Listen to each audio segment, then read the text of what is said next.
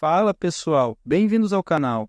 Ajude-nos a trazer mais conteúdos como este, deixando seus comentários e sugestões. E se foi relevante para você, se inscreva no canal e bora lá para mais um conteúdo de qualidade.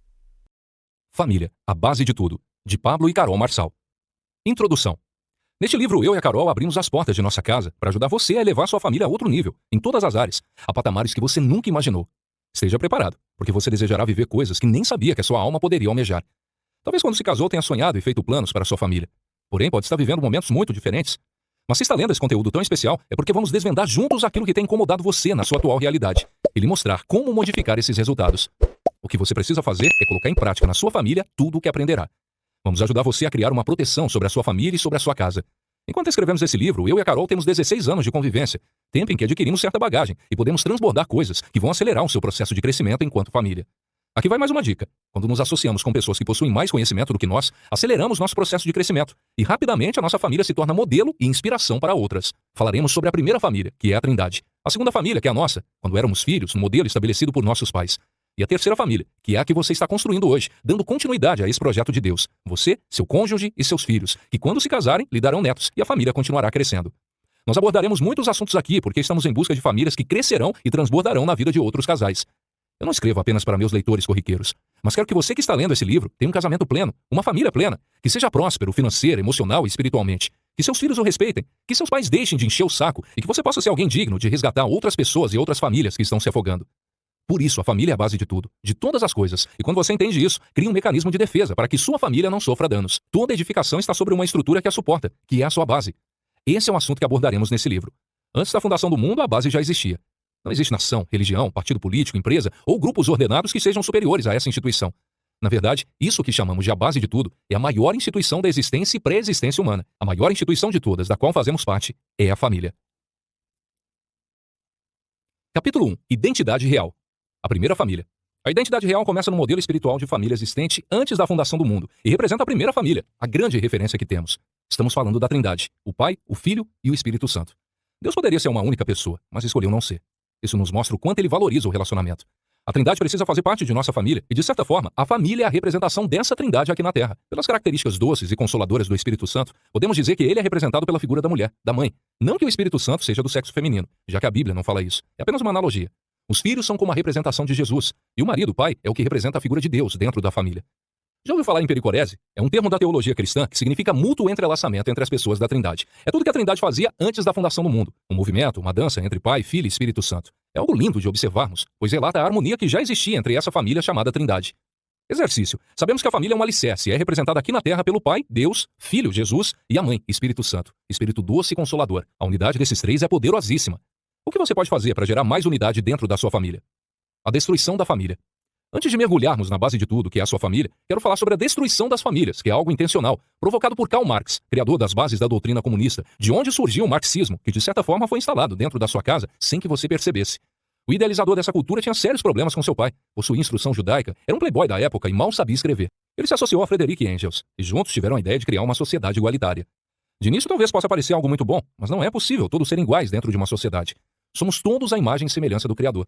Porém, ele não nos trata de forma igualitária. Também não faz acepção de pessoas, mas é certo que ele tem filhos mais íntimos. Não tem como falar que Moisés, Enoque e Elias não eram queridos de Deus, dentre muitas outras pessoas que se enxergaram de uma forma diferente, e a partir disso quiseram ficar mais perto dele. Se Deus nos tratasse da mesma forma, ele teria criado apenas o céu ou apenas o inferno. Ele criou os dois lugares para que tenhamos escolha, e cada um de nós possa ir para onde quiser. Estou lhe falando isso, pois você já aprendeu que a família é a representação da Trindade aqui na Terra, e que uma das formas de quebrar essa imagem de Deus é acabar com as famílias. Esse plano é antigo e está em ação há tempos. Existem informações e dados que nos mostram que as ideologias e regimes políticos, como o socialismo, o comunismo e outros da mesma linha de pensamento, mataram mais de 200 milhões de pessoas na Terra, muito mais do que as pragas e doenças que assolam a humanidade. Nesse movimento igualitário, eles queriam tirar os bens das famílias que tinham mais e distribuir para as que tinham menos. Quem não tem é porque não produz, e esse idealismo nunca vai funcionar na Terra.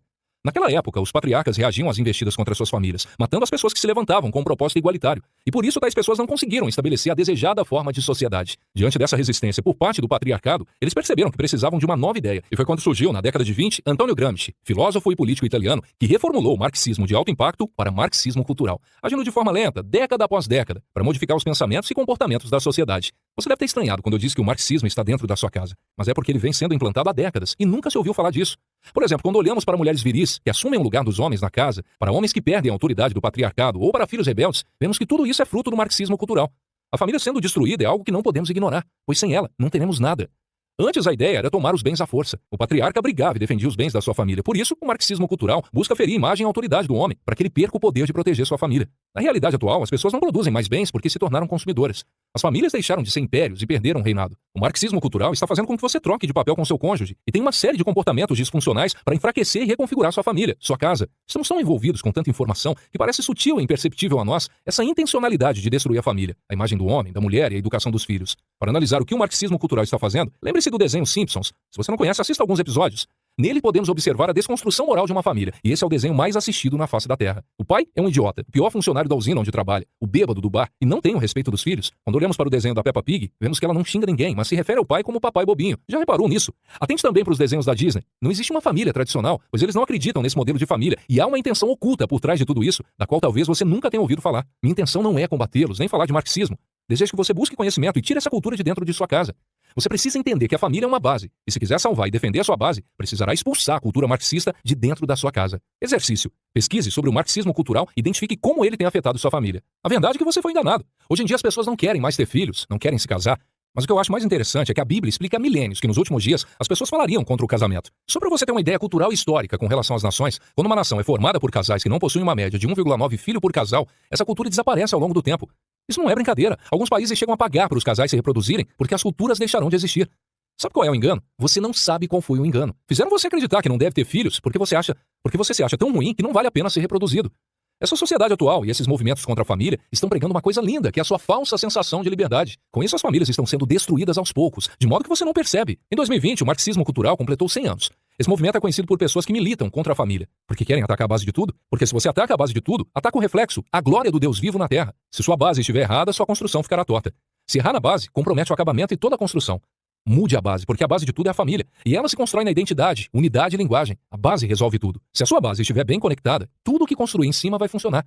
Vida espiritual, sexual, amigos, negócios, porque a base está firme. Uma coisa é construir um prédio na areia, e outra na rocha.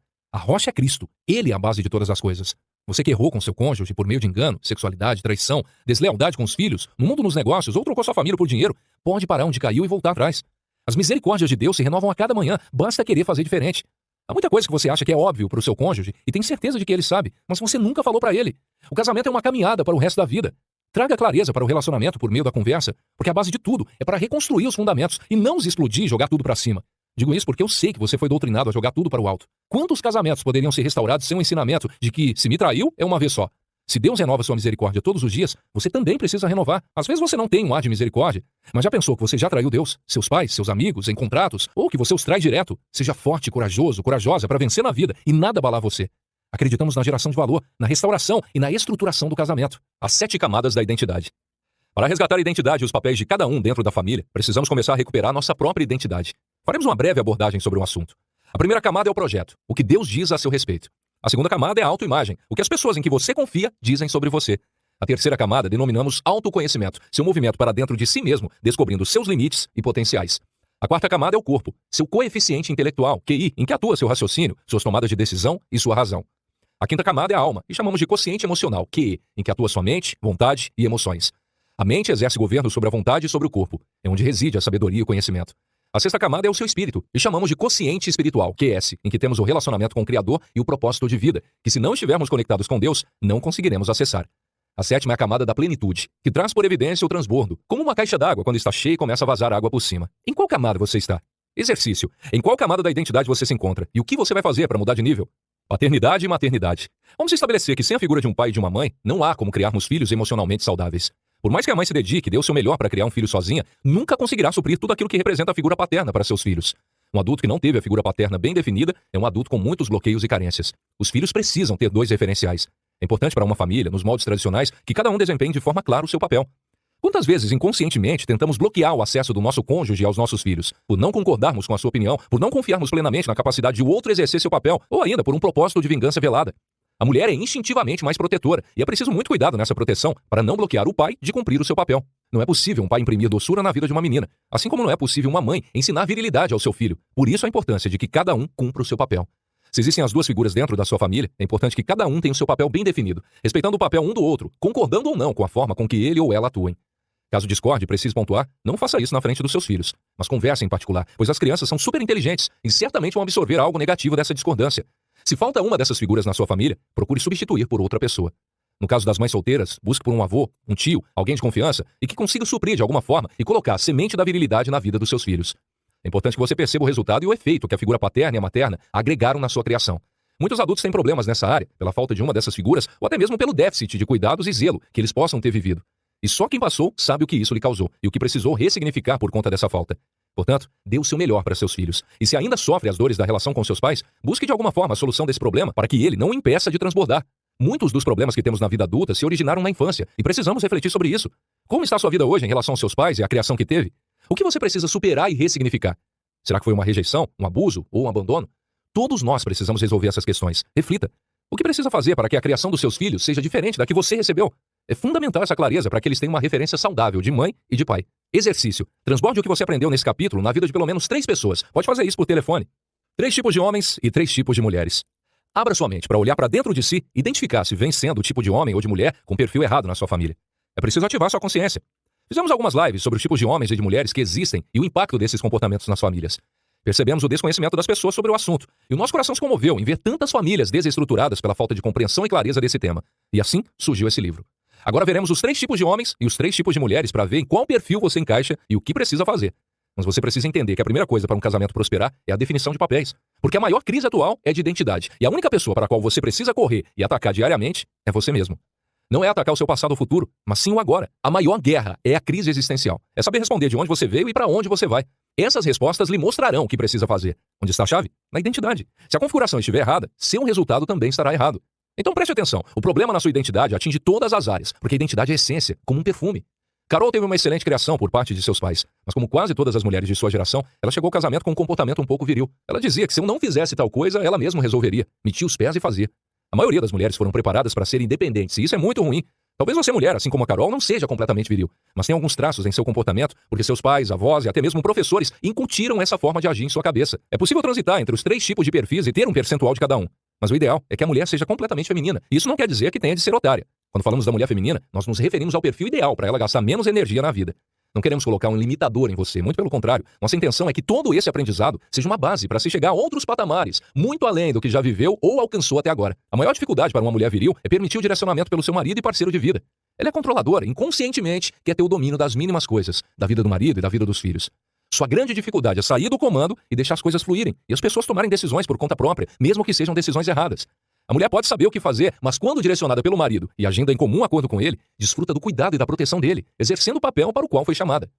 As mulheres foram programadas desde a infância para serem independentes. A questão é que nós somos o que a sociedade nos ensina. Vivemos em uma sociedade que ainda é muito machista.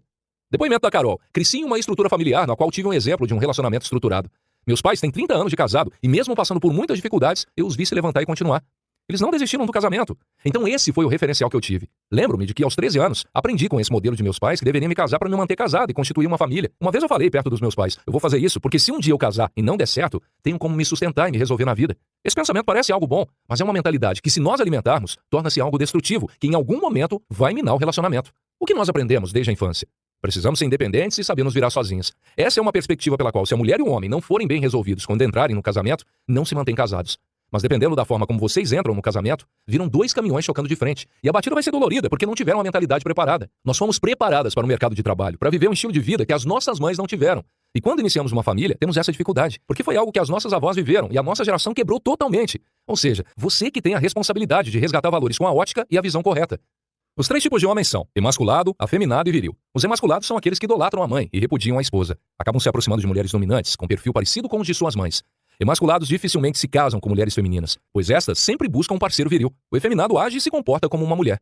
E o viril é o patriarca, aquele que rege a sua casa, ama e respeita a sua mulher, assume as responsabilidades que lhe cabem e não abre mão de seu papel. O primeiro tipo predominante é o emasculado, e o segundo é o efeminado ou afeminado. Esses perfis não se referem à sexualidade.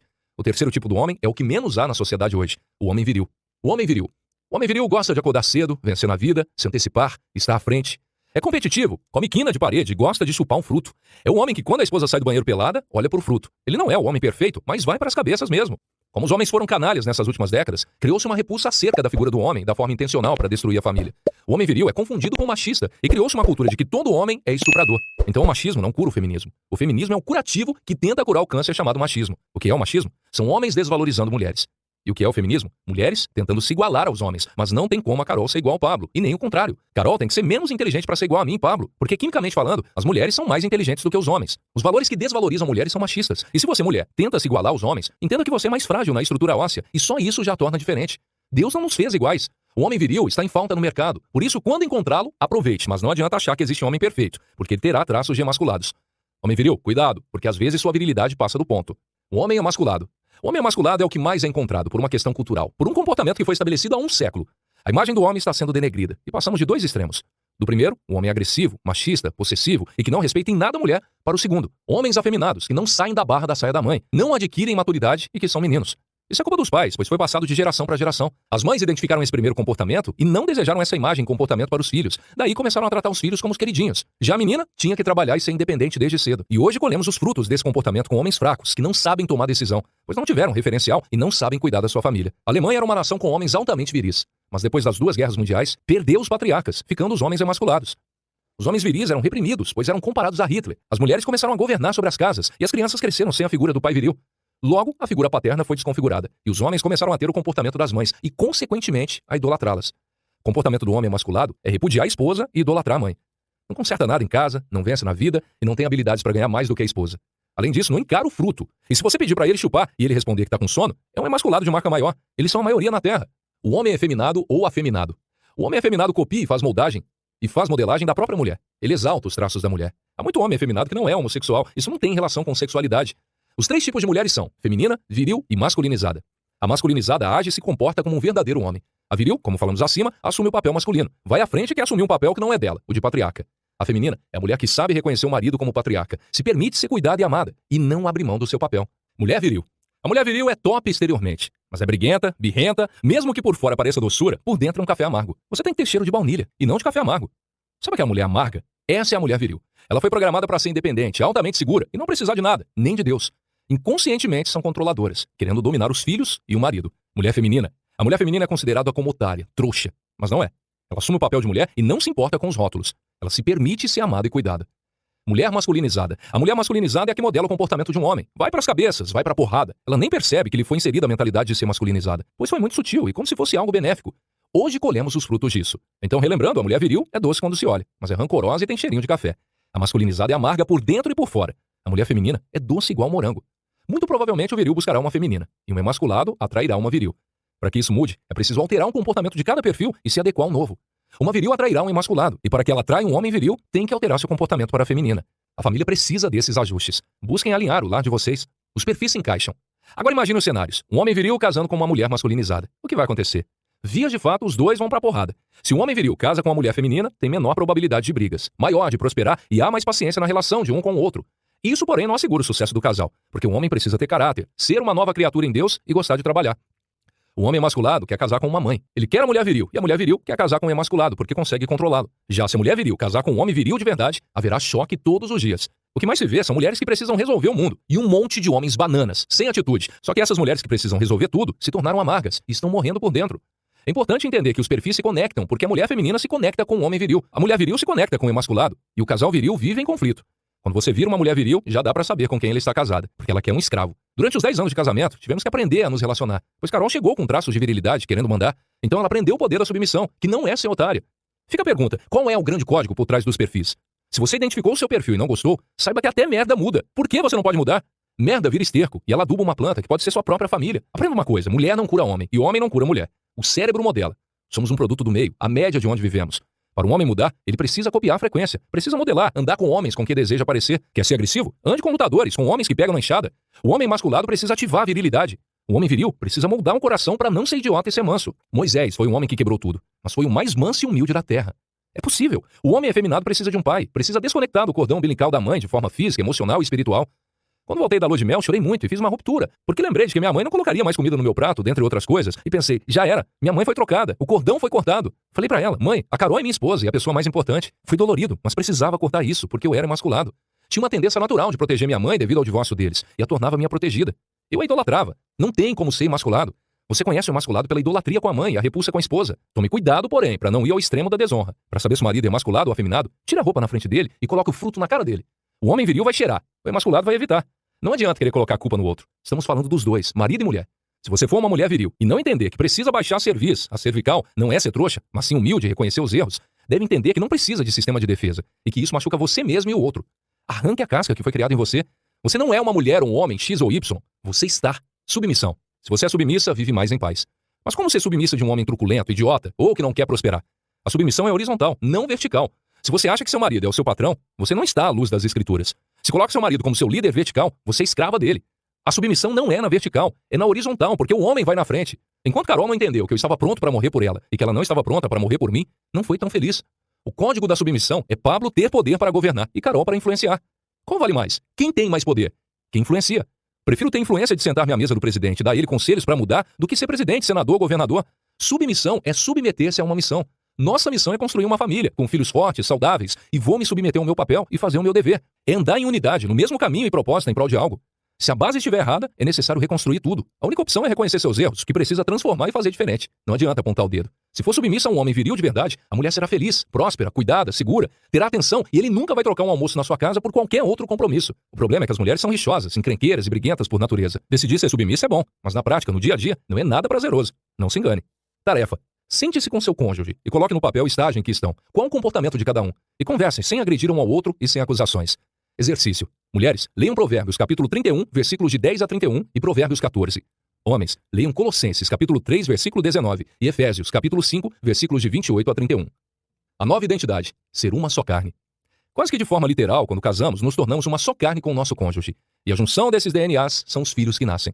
São duas pessoas que vivem de forma completamente diferente, receberam criações distintas, possuem percepção do mundo diferenciada e, de repente, essas pessoas precisam andar em um só caminho e propósito. Então, para que as coisas deem certo, é preciso que ambos abram mão de comportamentos e conceitos de vida individualizados para se conectar com o outro. Quando não fazemos esse movimento, a chance de dar errado é muito grande. Do que você tem aberto mão para fazer seu casamento dar certo? Porque será preciso renunciar a muitas coisas. Quando estamos solteiros, temos a impressão de que o primeiro ano de casado será maravilhoso, mas acredito que é o mais desafiador, pois você passará a conviver com uma pessoa totalmente diferente de você e vocês precisarão ajustar a rota. Para fazer dar certo e se tornar em uma só carne, será preciso muita disposição. Mulher, em você existe uma doce sabedoria que não encontrará dentro do homem. Não adianta nós falarmos de defeitos do outro e não tomarmos uma decisão de fazer algo. Nada de diferente vai acontecer, além do que tem sido feito até agora e não está dando certo. Falarmos do comportamento do outro não gera mudança em nós. O que vai realmente gerar mudança é falarmos daquilo que nós podemos fazer diferente. Por isso eu convido você a, junto conosco, aprender e estar atento ao que você pode fazer de diferente. Para os homens, é o seu dever cuidar e amar essa mulher. Você tem que amar sua mulher ao ponto de morrer por ela. Se o seu casamento não vai bem, é culpa sua, não é culpa dela. Embora ela tenha uma parcela de culpa, pois com certeza todos têm, mas a função principal é sua. Você é o cabeça e não deve negligenciar o seu papel de homem. O homem foi feito para resolver e simplificar as coisas. Se você como homem tem negligenciado sua família até hoje, sua postura tem trazido discórdia, sofrimento e dor. E espero que ao ler esse livro, você possa crescer conosco nisso e entender o seu papel. Quero que olhe para o seu cônjuge como se ele fosse uma criança que apresenta certas limitações. Conseguimos lidar melhor com as crianças, pois sabemos que a capacidade de compreensão delas é menor do que a nossa. E a mesma coisa acontece no relacionamento. Nosso cônjuge não tem a capacidade de compreensão do que é verdade para nós, do que se passa na nossa cabeça e vice-versa. É óbvio que essa compreensão é pequena, pois ele é uma outra pessoa que pensa de modo diferente e não está dentro da nossa cabeça, não vê o mundo como você vê. Se ambos tiverem essa mesma postura, as coisas fluirão de forma bem natural. Assim, a prática da abnegação e da resiliência garantem um casamento com muito menos conflitos, os quais, ao passarmos por eles, nos tornarão mais assertivos. Exercício. Por 21 dias, assuma um compromisso de só falar palavras de bênção para o seu cônjuge. E se for solteiro, fale para si mesmo na frente do espelho ou fale para outras pessoas. Caso quebre a jornada de 21 dias, peça perdão e recomece. Gerando valor. Quando descobrimos nossa identidade, não a negociamos com ninguém. Saber quem você é gera valor, o que é totalmente diferente de preço. Uma pessoa que tem preço é comprada por qualquer dinheiro. Uma pessoa que não se enxerga como mercadoria tem um valor inestimável e não se vende. O valor gera atração, mas com preço, eu preciso fazer marketing para as pessoas comprarem. Quem precisa pegar no pé do seu cônjuge está gerando pouco valor próprio. E a dica para você virar esse jogo é se sentir amado por Deus. Não importa se está namorando ou é casado. Você precisa aprender a gerar valor para outra pessoa. E assim ninguém vai comprar você por preço nenhum. Quem tem um alto valor, atrai pessoas com alto valor. Nos últimos 10 anos da minha vida, o tempo que eu tenho de casado até o momento, não levei cantada de nenhuma mulher. Isso não aconteceu porque tem um valor em vez de preço. Em mulheres que ficam assediando, os homens chegam colocando preço. Se você não tem preço, não atrai esse tipo de pessoa. Se é alguém barato demais rondando você, significa que você não tem valor, e sim preço. Se quiser gerar valor, tenha princípios e ande por eles. E quanto mais princípios você cumpre, mais resultados alcança. E com mais resultados, mais valor se tem na Terra. Isso não tem nada a ver com dinheiro. Toda vez que gerar valor, mais você afastará as pessoas que querem comprá-lo, pessoas que não têm valor. Elas se sentem mercadoria e tratam os outros da mesma forma. Só gera valor quem sabe a própria identidade. Pessoas que se sentem perdidas porque perderam uma amizade é porque não tinham identidade e sugavam a identidade da outra pessoa. Quem sabe sua identidade nunca se perde, nem geograficamente. Quem tem valor próprio e identidade reconhecida não se inferioriza para quem não tem. Você é imagem e semelhança do Criador. Pare de colocar preço em si mesmo. Afinal, você não é uma mercadoria. O seu preço é o sangue de Jesus Cristo, o Filho de Deus, e já foi pago na cruz. Um sangue puro, que não tem como comprar. Não existe preço. É de um alto valor. O valor do Deus vivo descendo à terra com toda a sua glória e se entregando em seu lugar é incalculável. É possível achar alguém para pagar esse preço? E como não temos quem possa pagar, esse é o valor pelo qual precisamos ser gratos por todos os dias de nossa vida. Lembre-se de que valor gera atração. E se você está lendo esse livro nesse momento, é porque veio buscar valor comigo e com Carol. E estamos muito felizes em compartilhar tudo com você. Existe uma dificuldade em transbordar. É sobre ver a crueldade das pessoas. Algumas pessoas são más. Não são todas, mas existem pessoas assim que não sabem discordar de um ponto de vista ou de uma opinião e conversar sobre isso. E hoje a internet traz essa realidade que é muito dolorida. Uma pessoa que não teria coragem de dizer algo olhando nos seus olhos, na internet ela fala. É corajosa para escrever. Nós encontramos essa dificuldade, apesar de não termos muitos problemas com exposição.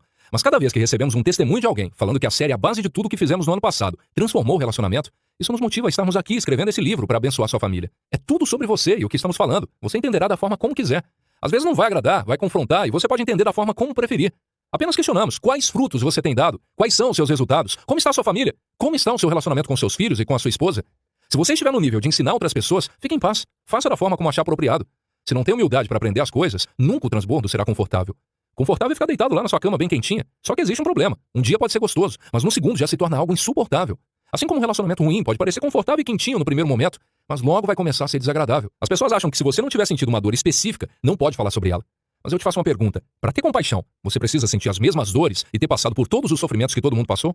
Isso não faz sentido. E hoje o nosso desejo é desafiar você. Por mais que seus resultados ainda sejam pequenos, só depende de você. A restauração do seu casamento depende de você. E quando digo isso, me refiro aos dois, andando um ao lado do outro. Mas não adianta você falar mal do seu cônjuge se você não olhar para dentro de si mesmo. Então, se você leu esse livro até aqui, por mais que ainda não tenha dado resultado, ou seus resultados tenham sido pequenos, mas se o seu coração mudou, se uma indignação foi gerada em seu coração de não viver mais da forma como vocês estavam vivendo, de realmente desfrutar do melhor dessa terra, o objetivo foi alcançado. Queremos chamar sua atenção e dizer que Deus tem um reinado para você. Deus tem um reinado para sua família, e não importa o que os outros vão falar. Cada passo que você der, por menor que seja, servirá de experiência para você transformar e edificar a vida do outro. A compaixão é uma sede de justiça sobre você olhar para a sociedade e para tudo o que tem acontecido e começar a ver frutos da sua transformação na sua casa, na sua família, vendo os laços restaurados com seus filhos e esposa. É sobre você começar a enxergar e entender o porquê de outros lares estarem destruídos, de os pais não terem um coração voltado para os filhos e nem os filhos para os pais. Quando você realmente entende isso, não aguenta ficar calado, por pior que seja. Você se expõe à condenação. Mas eu lhe faço uma pergunta. A quem você está disposto a agradar? Aos homens ou ao Senhor? Exercício. Você tem gerado valor para sua família? Dê uma nota para si mesmo de 0 a 10 e identifique como você pode gerar ainda mais valor dentro da sua casa. Capítulo 2. Casamento original. Se você quer ter acesso a outros conteúdos sobre como salvar seu casamento, criação de filhos, vencer o luto, entre outros, confira o QR Code abaixo e acesse agora o site do programa Base de Tudo, uma plataforma completa de conteúdo sobre família que vai transformar seu lar. Namoro, noivado e casamento. Vamos falar sobre 3 fases para entender como funciona um relacionamento. Essas fases são o namoro, o noivado e o casamento. A fase do namoro representa 5% do relacionamento, o noivado 15% e o casamento 80%. Logo, há um processo de funil e filtragem e a maioria das pessoas ignora isso. Talvez você seja casado e não teve essa compreensão, então foque naquilo que faz sentido hoje, o seu casamento. Namoro significa a fase do encantamento, quando você olha e quase morre quando vê a pessoa. Uma fase gostosa de ser vivida, mas que não deve consumir mais do que 5% da sua energia. Caso esteja namorando, essa informação resolverá vários problemas que esteja vivendo nessa fase e acelerará o processo. A fase do noivado é a fase que exige mais energia, porque põe a pessoa à prova. E a terceira fase, o casamento, é quando você vai se deleitar e desfrutar da sua escolha, que não tem volta. Algumas pessoas querem o melhor da vida de casado com os privilégios da vida de solteiro. Isso é uma fuga emocional, um bloqueio. A orientação do apóstolo Paulo é para que se alguém não quiser ter outras preocupações, que não se case. Não há problemas quanto a isso, mas se casar, não deve voltar atrás. Seu namoro pode dar errado, seu noivado pode dar errado, mas o que não pode dar errado é o seu casamento. Quando você entende a energia de cada fase, nunca mais vai se desgastar com aquilo que não faz sentido. Não se aprende isso em casa, na escola, na igreja ou qualquer outro lugar. Se você está ciente de que a fase do namoro é apenas 5% do que representa o seu relacionamento, não empreenda mais do que isso nessa fase da vida, pois não faz nenhum sentido. No namoro, você deve sempre ficar com o pé atrás, porque é uma fase em que, às vezes, se tem um certo bloqueio emocional. E se a outra pessoa representar a cura daquilo na sua vida, é possível que você ache que ela é tudo. E, na verdade, está arrumando um grande problema, mascarando o seu bloqueio. Melhor é o fim do relacionamento do que o começo. Isso significa que a etapa que está terminando vai levar você a 2 caminhos, ou à próxima fase, ou ao término. E quando é ao término, o nome disso passa a ser o livramento. Não deu certo e você foi livre de carregar aquela reação ruim para o resto da sua vida. A outra perspectiva é quando dá certo. Rumo a uma nova fase. O fim de um namoro pode ser um livramento ou o início de um noivado. E o fim de um noivado pode ser um livramento ou um casamento. Já o fim de um casamento pode ser por morte ou pelo repúdio, pois quando acontece uma traição, segundo a lei de Moisés, você tem o direito de pedir o divórcio e desfazer sua família. Se o seu nível de maturidade for baixo, é melhor repudiar mesmo, praticando assim a sua própria justiça. O outro fim para o casamento é a morte, o que significa o início da vida eterna, visto que nós cristãos acreditamos que ela é o início de uma nova fase. E assim continuamos afirmando, como Salomão, que o fim é melhor do que o começo. Se você é casado, pode ser que precise tratar algumas coisas que ficaram pendentes na sua fase de namoro e noivado. Faça isso agora com seu cônjuge. Recrutamento e seleção. A fase de recrutamento e seleção é aquela que se gasta mais energia, para depois passar a vida inteira poupando-a. Então é preciso ser enjoado. Não que o outro tenha que ser perfeito, mas é preciso prestar atenção em tudo e achar um perfil como você deseja. Você que quer prosperar não deve se relacionar com pessoas que estejam fora do seu perfil e propósito. Princípio, valor e perfil. No recrutamento a gente analisa o perfil. A primeira coisa que você deve analisar antes do perfil são os princípios e valores. Se o perfil agradar você, mas os princípios e valores não forem equivalentes, isso vai resultar em problemas no seu casamento e na sua família. Quem sabe o verdadeiro perfil é a sua alma. Precisamos ser criteriosos, porque nos empolgamos com a aparência, nos permitimos ser levados pela carência e não observamos o todo. Isso é realmente muito sério. Não se deixe levar pelas suas emoções, pela paixão, porque ela é passageira. A paixão dura 24 meses, no máximo. 18 a 24 meses é química. Por isso, você que é casado há 10 anos e não é apaixonado, o que você faz? Usa o amor, pois ele é o sentimento, atitude e decisão. Vou dar um código para você. Lembre-se de que é melhor o fim do que o começo. E pegue esse código. O seu casamento depende da forma como você olha para o seu cônjuge. Depende do olhar. Se o seu filho é diferente daquilo que você planejou, não troque o olhar. Sempre queremos que nossos filhos pareçam com o que desejamos. Mas continue olhando para ele com o olhar que Cristo olha para você. Eu quero desafiar você que está lendo a se proteger. Homens, sejam confiantes. Mulheres, sejam seguras no que vocês estão fazendo e juntem-se em unidade de linguagem. Para que, juntando essas duas coisas, vocês ativem sua identidade e clarifiquem seus propósitos para tocar o terror na terra. Se você errou no recrutamento, vai precisar investir o triplo de energia no treinamento. Para recrutamento e seleção não existe pessoa perfeita. Alguns fazem listas com pré-requisitos que consideram imprescindíveis e querem que todos sejam preenchidos. Isso não existe. Você deve analisar o que é importante e primordial, como os princípios e valores, para ver se estão dentro do que espera. Não se apegue a uma lista. Se a pessoa tiver um coração ensinável, já é muito. Normalmente queremos tratar a pessoa depois que já recrutamos. Porém, o momento correto é no recrutamento e seleção, quando temos a oportunidade de analisar a pessoa e recrutá-la ou não. Pessoas querem fugir de casa e, quando casam, entram em outra prisão. Depois, querem fugir do casamento. Por que uma pessoa tem vontade de se separar? Porque viu que errou no recrutamento e percebeu que não tem a capacidade de investir em treinamento. São pessoas que sempre estão fugindo de si mesmas. Resolva primeiro o problema que está em você. Precisa ser resolvido em Lech Lecha, passagem que Abraão recebe a palavra de sair da sua terra natal. Ou seja, saia para dentro de si mesmo. Para todas as decisões que nós tomarmos em nossa vida, por mais que sejam experiências que nunca tenhamos vivido, é importante que corramos atrás do máximo de conhecimento que pudermos.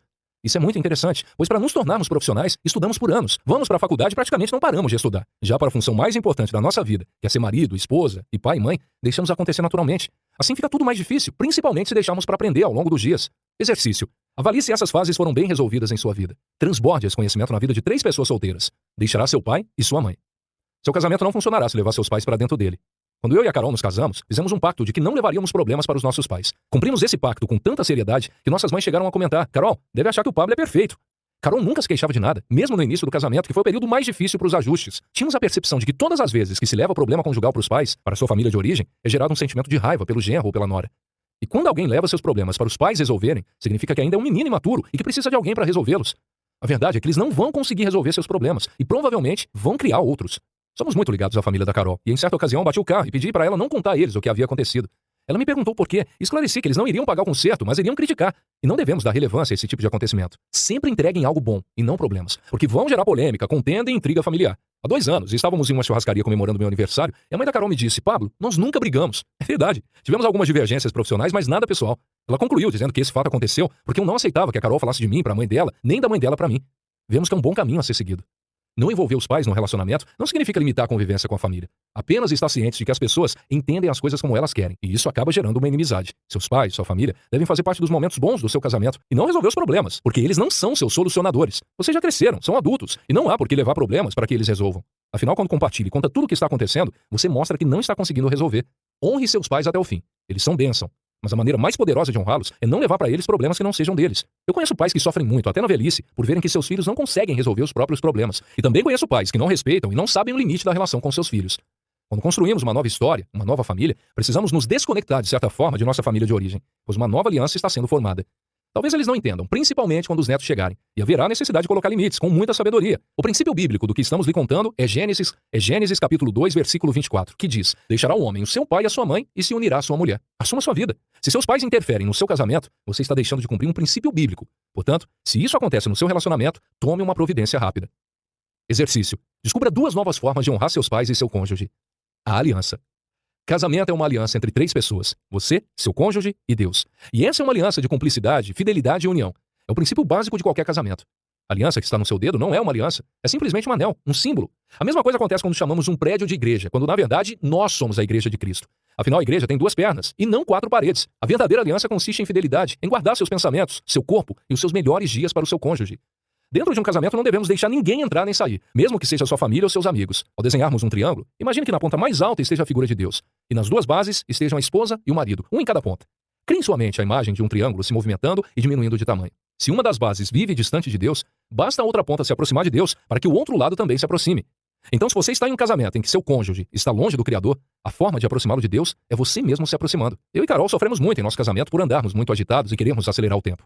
Mas o tempo também é um sinal de aliança, e quebramos isso muitas vezes, investindo em coisas que não tinham nada a ver, e só depois percebíamos que uma tolice tinha sido feita.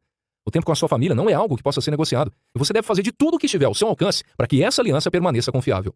Nós temos plena confiança de que um não fala mal do outro, em nenhuma circunstância. Pablo, na verdade, não fala nem bem nem mal, pois fala bem está vendendo o produto, e se fala mal, está desvalorizando. O cônjuge deve ser o seu porto seguro, aquela pessoa em que você sabe que pode confiar.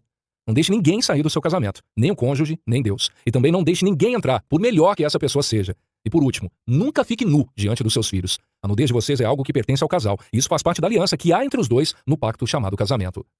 Exercício. O que é casamento? Alvos no casamento. Muitas pessoas começaram um casamento com um pensamento equivocado porque aprenderam errado. Quando se casa para ser feliz, em algum momento haverá uma ruptura. Você se casa para fazer o outro feliz, e não para ser feliz. O primeiro alvo de um casamento é fazer o outro feliz, e o segundo alvo é terminar a vida juntos. Isso significa que não nos casamos para nos separarmos, mas para ficarmos juntos até o fim. Quando se estabelece isso de forma inegociável, não há nada que possa acontecer que tire você desse foco, do objetivo de terminar essa caminhada junto com seu cônjuge.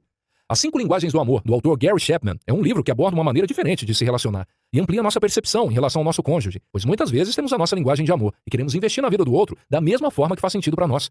Digamos que sua linguagem de amor seja tempo de qualidade. Normalmente você tende a achar que a do seu cônjuge é igual à sua, e talvez não seja. Pode ser que a dele sejam palavras de afirmação, e quando isso não está alinhado, surgem problemas. Ter clareza de qual a linguagem de amor do seu cônjuge é uma arma poderosa dentro do seu casamento. Invista nessa leitura. Olhe para o seu relacionamento e pense em quais investimentos pode fazer para melhorar seu casamento. Talvez perceba que precisa investir tempo em amizades que influenciem de forma positiva o seu cônjuge. Ou talvez não esteja com vontade de se relacionar com pessoas, mas por entender que ele precisa se relacionar, investe tempo em novas conexões, abrindo mão da sua vontade, do seu cansaço, para fazer esse investimento na vida dele. Invista em cursos ou livros, como está fazendo agora. A oração e a intercessão também são investimentos poderosos, junto com a comunicação. Precisamos aprimorar a comunhão através do diálogo, pois nos envolvemos em tantas atividades em nosso dia a dia que esquecemos de dialogar, de sermos assertivos em nossa comunicação. Existem 3 comportamentos prejudiciais que nos impedem de alcançar o alvo no casamento. O primeiro deles é o egoísmo, pois quando casamos, buscamos os nossos próprios interesses, não tem como dar certo. Em segundo lugar, a indiferença, quando estamos envolvidos no nosso ativismo, no nosso trabalho, e nem percebemos o quão indiferente estamos em relação às necessidades do outro. O último comportamento prejudicial, para que se perca o alvo de vista, é a desculpa de não ter tempo para o relacionamento. Quando, na verdade, o problema é que você não coloca como prioridade. A maior dificuldade do casamento contemporâneo é você se conhecer. As pessoas entram em um relacionamento ou casamento querendo ser felizes, em busca de algo, e normalmente colocando todas essas expectativas no outro. Você não olha para si mesmo para entender quem é. Eu sei que o casamento é maravilhoso, a unidade, o casal se tornando um, mas se você não estiver bem consigo mesmo, não vai fazer bem para a relação. Exercício. Enquanto casal, como vocês gostariam de ser lembrados pelos filhos e netos? Autoridade e submissão. A primeira coisa que você precisa saber dentro do casamento, no assunto de autoridade e submissão, é que o marido não é funcionário da esposa, nem a esposa é funcionária do marido. No livro Manifesto Comunista de Karl Marx e Engels, você aprenderá uma coisa interessante, que o casamento é a primeira relação do proletariado. Eles são mentirosos e estão errados. Esse é o casamento que você aprendeu com seu pai, ou com um marxista que não sabe nada sobre casamento à moda antiga, e que não entende nada sobre o ministério e a instituição mais poderosa que existe, que é a família. Dentro de um ambiente corporativo, a hierarquia é vertical. No casamento, a hierarquia e a autoridade têm um sentido espiritual. Por isso são horizontais. A submissão significa que a mulher vai atrás do marido. Nessa relação conjugal, existe o marido, que é o cabeça, e a esposa, que é protegida por ele. É preciso entender essa relação de forma horizontal. O marido não é aquele que manda, e sim o que está indo à frente. O fato de o homem ir à frente significa que ele vai morrer primeiro, e foi o que Jesus fez, dando sua própria vida por nós. A mulher precisa entender que esse é o papel do homem, e isso ocorre porque ele é o mais forte. Na voz de um homem e de uma mulher percebemos a diferença. A voz da mulher tem uma doçura natural, e a do homem não. Pablo, meu marido tem autoridade sobre mim? Sim. Autoridade de um general, de um capitão de guerra ou do comandante de um navio, o que significa que ele fará de tudo, inclusive dar a sua própria vida pelas pessoas que estão atrás dele, ou seja, sua esposa e seus filhos. Autoridade é algo que veio do céu e poder é algo que está na terra. Você pode ser uma pessoa cheia do Espírito Santo de Deus, porém dentro da sua casa não exerce poder, porque ele não é conquistado, mas construído. O ponto de ligação acontece quando autoridade e poder se encontram. E para compreender o ponto de fusão entre eles dentro do seu casamento, é preciso entender que seu cônjuge não é seu funcionário e você não é patrão de ninguém. O homem é apenas aquela figura que morre primeiro para salvar os outros. Para que não haja dúvida sobre o que eu estou falando, vou dar mais um exemplo. É como se ao descer uma escada rolante, o homem fosse na frente para segurar as pessoas que vêm depois, caso alguém caia. E ao subir essa mesma escada, ele fosse por último, pois se alguém cair, ele também estará lá para segurar. Para muitas mulheres isso é bem complicado, porque aprenderam de uma forma errada. Elas não suportam a ideia de que o homem seja a autoridade e querem andar ao lado dele ou até mesmo na frente e gastam muita energia nisso. A mulher é livre para fazer o que quiser. Mas se quiser ter uma vida leve, menos cansativa, como Deus programou para ela, vai precisar aceitar que o marido vá na frente, pagando o preço para que ela venha atrás, desfrutando e sendo protegida. A nossa geração demonstra muito que a mulher precisa crescer, trabalhar, lutar pelos seus direitos. Isso não está errado, deve mesmo. Porém, essa mulher deve saber voltar para casa e assumir o papel de ser mulher, se colocar no lugar de vulnerabilidade e se deixar ser cuidada pelo seu marido. Cuidar da sua casa e dos seus filhos com zelo e doçura. Ao lerem esse conteúdo, algumas mulheres podem se questionar, já que alguns maridos não se comportam como deveriam. Mulher, assuma o seu papel. E seu marido vai assumir o dele com o tempo. Se passarem a conviver com pessoas que têm seus papéis bem definidos, ele vai aprender mais rapidamente. Se você é um homem ou uma mulher de oração, não tenha dúvidas de que essa mudança vai acontecer em algum momento. A submissão que Deus designou a Eva foi sobre o desejo dela, para determinar que o homem iria na frente. Mulheres, não queiram assumir a responsabilidade de ir na frente. Sejam modernas, porém a moda antiga. Olhando para nós, talvez vocês não digam, mas somos extremamente conservadores. Pautamos nosso casamento em princípios, não em regras de uma sociedade. Existem dois tipos de autoridade, a absoluta e a relativa. Quando você é uma criança, seu pai tem a autoridade absoluta sobre você. Essa autoridade vai mudando, até você sair de casa e construir sua família. A partir daí, a autoridade deles passa a ser relativa. Ou seja, nem tudo que seus pais falarem você precisará acatar. Quando seu pastor falar qualquer coisa, você não tem a obrigação de sujeitar-se, pois a autoridade dele é relativa. Ele não tem autoridade absoluta sobre a sua vida. Apenas Deus exerce a autoridade absoluta sobre a sua vida e seus pais por um determinado período. Se o seu chefe colocar pressão na sua cabeça, saiba que a autoridade dele é relativa. E você pode se livrar disso a hora que quiser. Não confunda as duas autoridades, pois o marido não tem autoridade absoluta sobre a mulher, mas sim autoridade relativa. E se ele lhe propuser algo louco para fazer, você não tem a obrigação de aceitar, principalmente se a proposta exigir a quebra de princípios. Exercício. Escreva a diferença entre autoridade absoluta e relativa.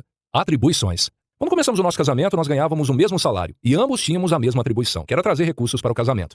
Se a mulher for feminista, ela desviará seus recursos para outros fins. E se o homem for machista, soltará dinheiro como um conta-gotas para a esposa, tornando-se um idiota. Portanto, não sejam nem machistas nem feministas dentro do casamento. Se ambos estão com a tarefa de trazer recursos para casa, sugiro que observem quem gera os recursos com mais facilidade do que o outro. E quem gerar menos, patrocine e apoie o outro. Carol é contadora por formação, e eu sou jurista de direito. Nenhuma das duas profissões entendem tanto de dinheiro. Porém, a Carol entendia um pouco mais do que eu, pois trabalhou por anos lidando com o dinheiro da família dela.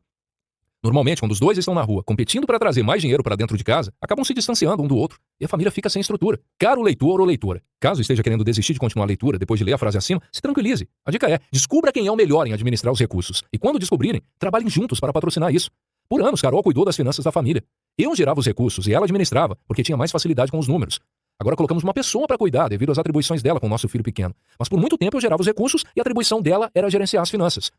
Em nossa família, a atribuição de levar os filhos para a escola é do pai, ou seja, minha. Eu os acordo, arrumo e levo para a escola. É preciso haver uma conversa entre o casal para fazer a distribuição das atribuições, decidindo o que fica mais fácil para cada um fazer, qual a aptidão ou tempo que possuem para realizar determinadas tarefas. Nós temos um casal em nossa família em que a esposa é muito boa com controle financeiro e o marido é completamente perdido nessa área. Então eles combinaram que ela cuidaria das finanças da família. Eles trabalham juntos e toda vez que ele precisa de algum dinheiro, pede a ela. Isso não é desonroso, porque foi a forma que eles encontraram para gerir os recursos da família. Foi algo conversado e definido, pois estar sob a gerência dele era um grande risco para a família. Quando nos casamos, tivemos alguns conflitos pela falta de acordo sobre as atribuições da casa. Culturalmente, as mulheres carregam algumas atribuições, como por exemplo cuidar da casa. E Pablo queria dar opinião em tudo, até escolher as almofadas da sala, o que acarretava muitas brigas entre nós. Não é que ele não pudesse dar opinião, mas a decisão final seria minha, e ele não entendia. Hoje em dia até ouvimos um ao outro, mas não nos envolvemos. Não tomamos mais à frente daquilo que não é nossa atribuição. Assim como uma criança, o seu casamento vai precisar de uma rotina. À medida que o tempo for passando, ele for amadurecendo. É preciso que cada um faça o seu papel e tenha suas funções. Reconheçam qual é a aptidão ou aptidões de cada um e dividam as atribuições. Exercício. Homem, escreva 7 atribuições que sejam exclusivas do marido. Mulher, escreva 7 atribuições que sejam exclusivas da esposa. Capítulo 3. Relacionamento inabalável. Ciúmes.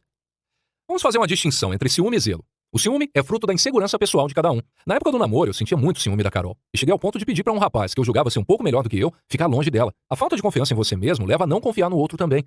Depois que nos casamos, o ciúme passou completamente, a ponto de Carol achar que eu não a amava mais. Só que não era isso. O fato era que quanto mais seguro de mim mesmo eu me tornava, mais seguro da nossa relação e do amor dela eu também ficava. Então não cabiam mais ciúmes. Aprenda que as pessoas que são ciumentas demais não confiam em si próprias. Se você acha que o cônjuge é capaz de traí-lo, é porque você tem essa capacidade dentro de si e fica colocando a culpa no outro, dizendo que ele não passa segurança, estabilidade ou confiança a você. A única forma de romper com esse ciúme louco é se preocupar consigo mesmo. Saber que tem que investir e pensar em você e não no outro. Existe uma diferença enorme entre ser ciumenta e ser uma pessoa zelosa. O zelo te faz ficar atento aos relacionamentos, aos comportamentos do outro, porque senão vira indiferença. Olhar para uma pessoa, para uma amizade, e perceber que aquilo não faz bem para o seu cônjuge é ter zelo, e não grilos na cabeça.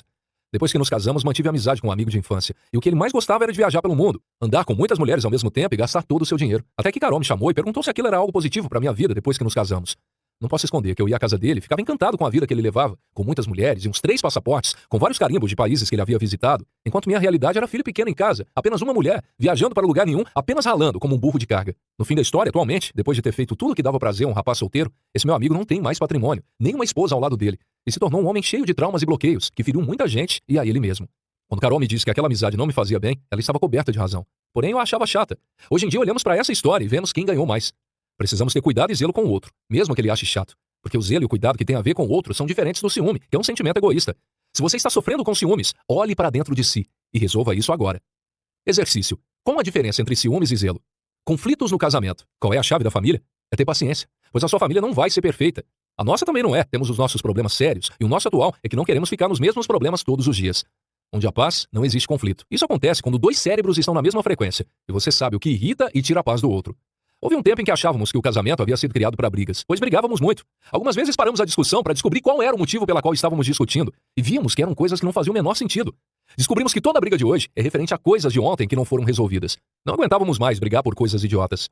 Eu sou um cara analítico, gosto de dados, gosto de identificar comportamentos e colocá-los no papel para avaliar. Então fizemos o seguinte, anotamos as brigas que tivemos e apareceram os problemas. É a identificação desses problemas que salvará seu casamento. Você só briga por coisas que não conseguiu resolver anteriormente. Desde então passamos a resolver tudo na hora e continuamos brigando mesmo assim. O bom era que já não havia coisas acumuladas, mas ainda não estávamos vivendo um relacionamento satisfatório. Foi quando percebemos que havia um ego dentro da Carol e outro ego dentro do Pablo que nos impediam de confiar um no outro. Cada um precisava usurpar o poder de decisão do outro, o papel do outro, a identidade do outro e suas atribuições para satisfazer e acalmar o próprio ego. As maiores brigas começaram a sair no relatório, mas para resolver os problemas, sentamos juntos e falamos que não íamos deixar nada passar para o outro dia, e sim resolveríamos na hora. E sabe o que aconteceu? O número de brigas caiu pela metade. Isso é desejar resolver rápido o conflito. Já ouvimos pessoas dizerem, nossa, mas que coisa mais retrô, mais piegas, falar que não pode dormir brigado. A questão não é sobre dormir brigado, mas sobre saber resolver na hora. Você prefere ter paz ou razão? Ser feliz ou estar certo? Aprendemos que nas coisas que fazem muito sentido para a Carol, ela vai à frente, e eu fico atrás, como um menino bem comportado. Abro mão de toda a minha inteligência e razão. Retiro meu batalhão de cena e vou atrás dela e pergunto se aquela guerra faz sentido para ela. Se a Carol disser que sim, sigo-a com o maior prazer. Não deixo de ser homem, nem perco a minha autoridade quando faço isso. Apenas opto por viver o agora, deixando a razão de lado e passo o comando para ela. Quando o casal cresce em maturidade, eles não têm problemas em deixar o outro ir à frente. O casamento tem apenas um reino, e não é possível dividir o exército desse reino ao meio, pois os exércitos brigarão entre si e os dois cairão. Nossos conflitos atualmente são por coisas tão pequenas que nem mesmo consigo me lembrar de algum agora para compartilhar com vocês. Então ainda existem brigas entre nós? Sim, mas são 100 vezes menores. Por que as brigas são necessárias? Porque precisamos ajustar o nosso batalhão. Existem algumas coisas que uma mulher pode fazer para começar a destruir o reino. E são vários comportamentos, porque um comportamento ruim vai puxando o outro, como murmuração e reclamação quando para ela nada está bom. Por exemplo, ela tem filhos, e se o marido não ajudar a cuidar deles, ela reclama. Mas se o marido ajuda a cuidar das crianças, também reclama, porque ele não faz do jeitinho que ela faz. A murmuração é um dos primeiros problemas. Já quanto ao homem, o problema começa quando ele não quer proteger a família e começa a pensar só nele, nas coisas fora de casa. Lembre-se de que a prioridade é a sua casa. E você que é homem deve falar assim, primeiro é a minha família, e não tem conversa. A primeira coisa que um homem pode fazer para derrubar um reino é simples. Basta pensar em qualquer coisa que não faz parte da família. A segunda coisa é quando o homem está magoado ou chateado e tem uma tendência de dar um gelo na mulher, de ficar calado, indiferente. E esse é um padrão muito comum entre os homens, porque aprenderam com os pais. Ele viu o pai fazendo com a mãe e assim repete o comportamento com a esposa. Isso só vai acumulando débitos emocionais e gera o efeito contrário do que a pessoa pensa, pois gera frustração e raiva. Qual é o problema que você vai largar hoje? Quando o homem não tem capacidade de argumento ou de fazer perguntas, quando ele é inseguro na sua identidade, na sua autoimagem, ele vai ficar indiferente, porque não é homem para fazer perguntas. Algumas vezes, se tiver uma esposa brava, tem que perguntar mesmo assim. É só perguntar e sair correndo, mas vai funcionar, mesmo que sejam perguntas feitas por WhatsApp à distância.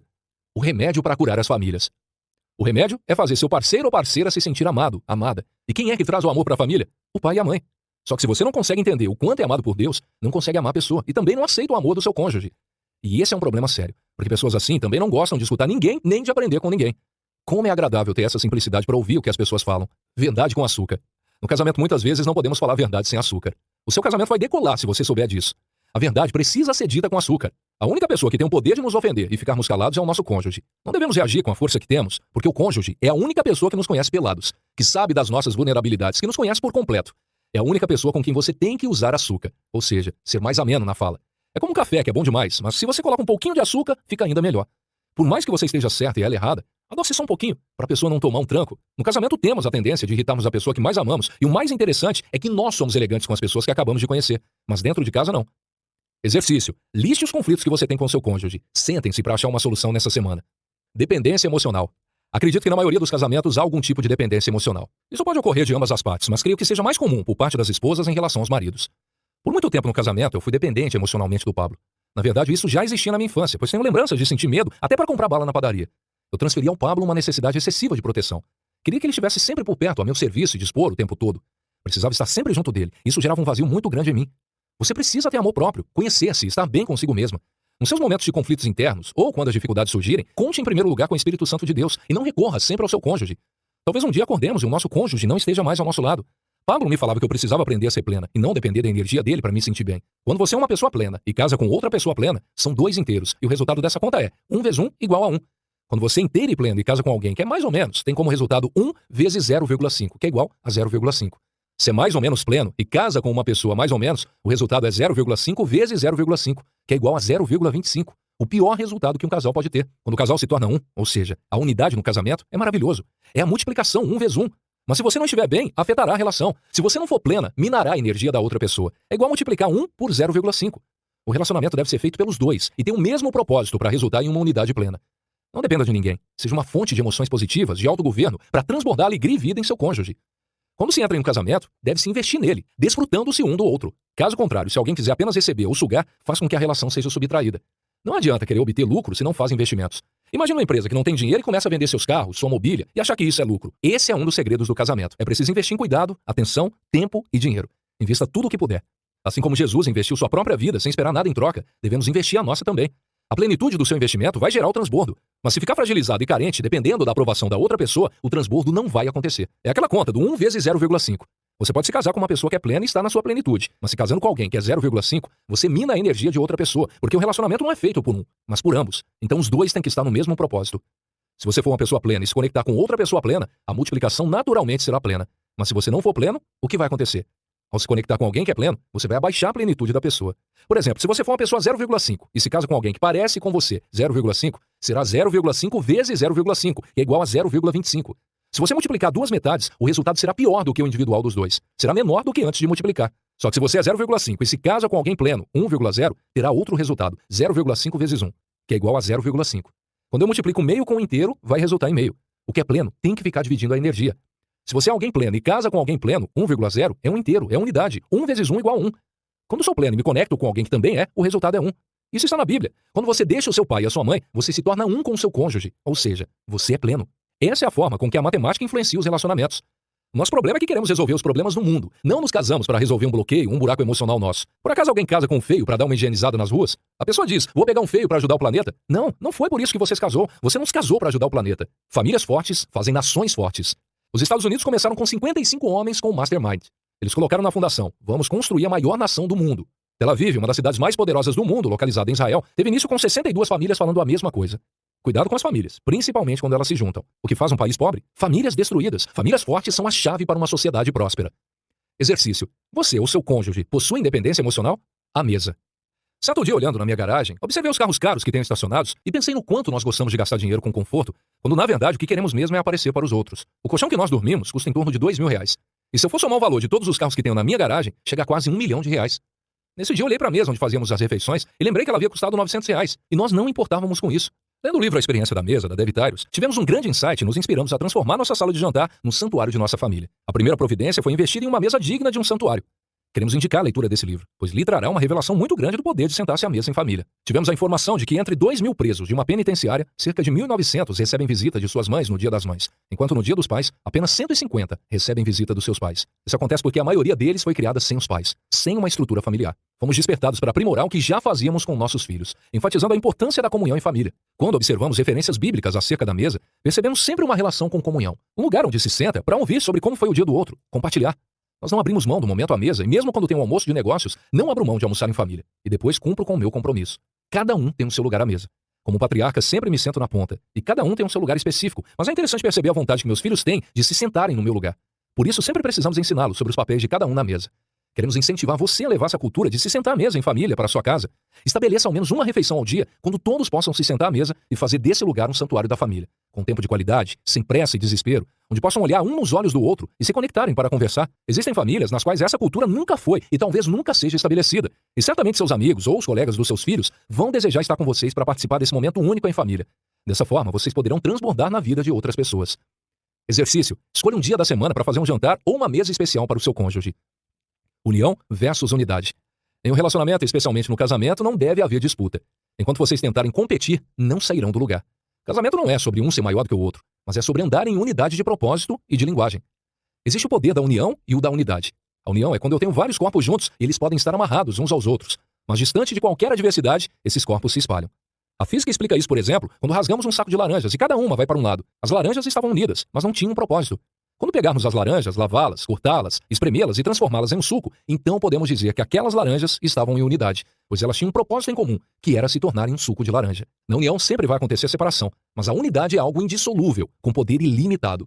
Quando as pessoas estão unidas, elas vão se separar, se dispersar diante das adversidades. Por exemplo, se faltar dinheiro no casamento, pensam em separação. Se faltar sexo no casamento, pensam em divórcio. Quando falta algo no casamento, há uma dispersão e cada um vai para um lado. Na unidade pode acontecer o que for, eles permanecerão juntos, porque existe um propósito maior do que o problema. E, independentemente do que aconteça, continuam firmes. Na unidade há um poder ilimitado, pois a Bíblia diz que onde estiverem 2 ou mais reunidos, Deus também estará. Há uma passagem no livro de Gênesis, capítulo 11, versículo 6, que fala sobre a unidade de Deus com seu povo. Então declarou o Senhor: eis que a humanidade se constitui em um só povo, e falam todos a mesma língua. E essa construção é apenas o início de suas iniciativas. Em breve, nada poderá impedi-los de realizar o que quiserem. Até mesmo em uma relação de sociedade, se houver unidade, você chega longe. Se houver unidade, você chega longe, pois a unidade gera a mesma linguagem. Dentro do seu casamento, se não tiver unidade com a sua família, qualquer coisa que aconteça pode quebrar esse vínculo. Filhos quebram vínculo com seus pais porque havia apenas união entre eles, e não unidade. E isso é algo muito sério, pois quando o filho cria unidade com amigos ruins, vai se dispensar da família, porque com a família ele tinha união, e com os amigos, agora ele tem unidade. Havendo unidade, os filhos podem sair de casa e se relacionar com outras pessoas, mas sempre retornam para casa, lugar onde fica o seu reinado, seu porto seguro. Depois que espremer uma laranja e colocar em uma jarra de suco, não tem mais como resgatar a laranja. Se no seu casamento, na sua relação conjugal, houver unidade, pode ficar tranquilo, pois seus filhos vão repetir esse mesmo comportamento. Se não houver unidade, os filhos se sentem soltos, dispersos, e o fato de morarem na mesma casa pode significar apenas que vocês são várias laranjas dentro de um mesmo saco. E quando o primeiro problema acontecer, cada um vai para um lado. Mas se a sua família e você tiverem um relacionamento com Deus vivo, nada, nem ninguém poderá destruí-los, porque a família é a maior instituição do universo, é a base de tudo. Exercício. Qual a diferença entre união e unidade? O que tem predominado no seu casamento? Uma das coisas que nutrem um casamento é a admiração. Se vocês, marido e mulher, não tiverem admiração um pelo outro ou não edificarem o outro, ficará essa lacuna. Não existe essa admiração se ambos não estão em unidade. Mas essa unidade não é necessariamente exercer a mesma profissão ou ter os mesmos gostos que o seu parceiro. Está tudo bem se um gostar de triatlo e outro gostar de luta, por exemplo. O que os casais precisam aprender é admirar a diferença e a individualidade do outro e respeitar o espaço de cada um. O casal deve ter alinhado seus princípios e valores. Mesmo sendo difícil no começo do casamento, é importante ter acordo e comunicação. Não podemos julgar o cônjuge por errar de maneira diferente de nós. Precisamos aprender a valorizar os valores do próximo, investir e fazer as coisas acontecerem. Bloqueios. Deus ama relacionamentos acima de tudo. Quando falamos da Trindade, estamos falando de relacionamento entre Pai, Filho e Espírito Santo. E as nossas famílias são uma representação dela na Terra. Os bloqueios acontecem para romper essa representação da Trindade dentro da sua casa. Talvez não faça muito sentido para você o que estou dizendo, mas quero que saiba que isso não tem nada a ver com religião. Você só precisa entender que o Deus Pai, Filho e Espírito Santo precisa estar dentro da sua casa. Cuidado para que nenhum bloqueio de religiosidade impeça você de viver os planos de Deus na sua vida e na vida de sua família, e que você acabe não desfrutando desse relacionamento com a Trindade. Se você de fato quer prosperar, precisa entender que há a Trindade dentro da sua casa. Precisa entender quem é a Trindade dentro da sua casa. Mas se você tem bloqueio com seus pais, quero dizer que também tem bloqueios com Deus. Não despreze essa informação, pelo contrário, identifique os possíveis bloqueios na sua mente e passe os próximos anos da sua vida se desbloqueando. Até o momento em que escrevo esse livro, já fiz 48 desbloqueios na minha mente. E isso não aconteceu de uma única vez. Existem coisas que foram eventos emocionais na sua vida, existem outras que foram traumas, e eu amo desbloquear as pessoas, pois é mais simples desbloquear do que bloqueá-las. Se você foi abusado sexualmente, isso aconteceu por um determinado período. Mas você passa uma vida inteira com ódio e vontade de matar esse abusador. Ele feriu você por um período curto e você se prejudica por toda uma vida, porque fica remoendo isso todos os dias. Entenda que a maior vingança que pode praticar contra esse abusador ou contra quem lhe fez mal é liberar um perdão, dar algo para essa pessoa sem que ela mereça. Isso deixa qualquer abusador ou agressor louco. E o melhor, deixa você livre dessa carga de ódio, que o adoece e paralisa. Se quer prosperar e ter a presença da Trindade na sua casa, você precisa perdoar. Pois um dos maiores bloqueios que existem acontece quando você acha que a pessoa está bloqueada com você e na verdade é você quem está bloqueado consigo mesmo e transferindo a culpa para outra pessoa. Se você teve pais ou professores rígidos na sua criação, certamente ficará prejudicado no seu casamento ou no mundo dos negócios e precisará se desbloquear. Mulheres que tiveram um pai severo tendem a sentir repulsa do próprio marido. O fato de uma mãe ter sido uma mulher viril e governado a casa faz com que a filha também queira governar a própria casa. E toda mulher viril atrai homens emasculados. Isso acontece porque um homem emasculado quer uma mãe, e a mulher viril quer um filho, quer um homem para comandar. E essa conexão acontece com perfeição. Se não cuidar do seu relacionamento e não investir o que tem para quebrar esses bloqueios, nunca será plena em seus relacionamentos. Os bloqueios precisam ser identificados e desbloqueados na sua mente. Por exemplo, se houve escassez na sua infância e geralmente foi algo instalado pelo seu pai, pode passar o tempo que for, você não conseguirá prosperar na sua vida. Se nunca o deixaram ter suas próprias experiências, ou se falaram coisas negativas a seu respeito, e você aceitou o que as pessoas disseram e não o que Deus diz, tudo isso vai bloqueando você. Não ter o poder de tomar decisão com velocidade também é um tipo de bloqueio. Analise tudo que trava você e foque em desbloquear, para que consiga prosperar dentro da sua família. Não adianta você perder a esperança. Ela existe para você que precisa dela, e o perdão não existe para quem é gente boa, mas para as pessoas que são ruins. A misericórdia de Deus não existe para abençoar uma pessoa que é correta, mas para a pessoa que está errada. Então, quando aprendemos isso, acontece algo. Começamos a destravar. Quanto mais o transbordo existir na nossa vida, mais crescemos e mais nossa geração crescerá. Assim, não queira crescer em nada. Apenas queira transbordar, porque o transbordo inevitavelmente vai fazer você crescer. A base de tudo é a sua família. Exercício. Quem é Deus para você? Que lugar ele ocupa na sua família? Capítulo 4. Sexos apaixonantes. Como Deus vê o sexo.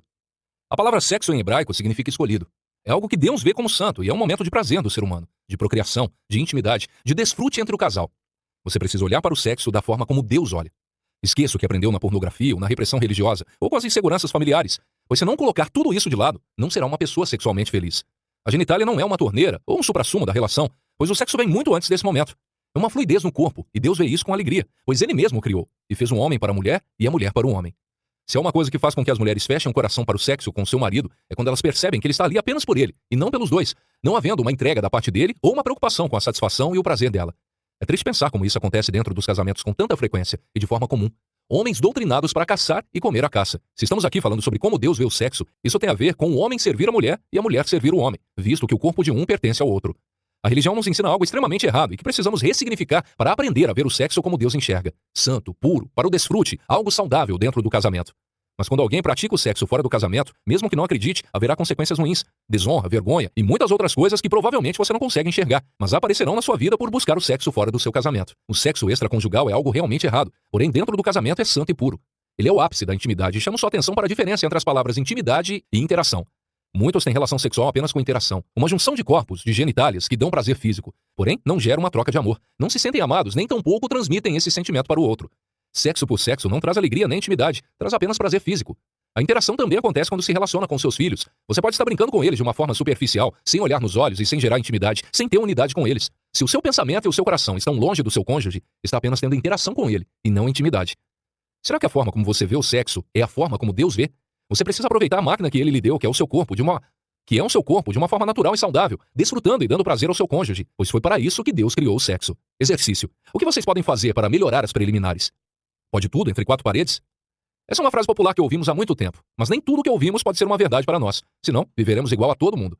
Muitas pessoas podem achar que dentro do seu próprio quarto são elas que mandam e fazem o que querem, mas é importante que você saiba que Deus está vendo, que Ele estabeleceu princípios e que as consequências da quebra de princípios são para todos e são inevitáveis. Esse livro não pretende dizer a você o que fazer e o que não fazer, nem tenta impor nossas verdades. Queremos trazer clareza à luz da Bíblia Sagrada, que é o que nos direciona, pautados na ética. Você é quem escolhe o que quer ou não para a sua vida. Eu, Pablo, fui viciado em pornografia por 20 anos da minha vida e percebi que o ápice da pornografia é um sexo anal. Você fica com aquela cena na sua cabeça e acha que precisa fazer aquilo também. Talvez você esteja sendo pressionado ou esteja pressionando o seu cônjuge a fazer sexo anal, provavelmente por influência de pornografias. Pode ser que tenham dito a você que causa dor, mas depois causa muito prazer. Porém, quero lhe dizer que Deus vê o sexo anal de uma forma diferente, como algo antinatural. Quando você enxergar a forma como Deus vê tudo isso, deixará de ser ignorante no assunto.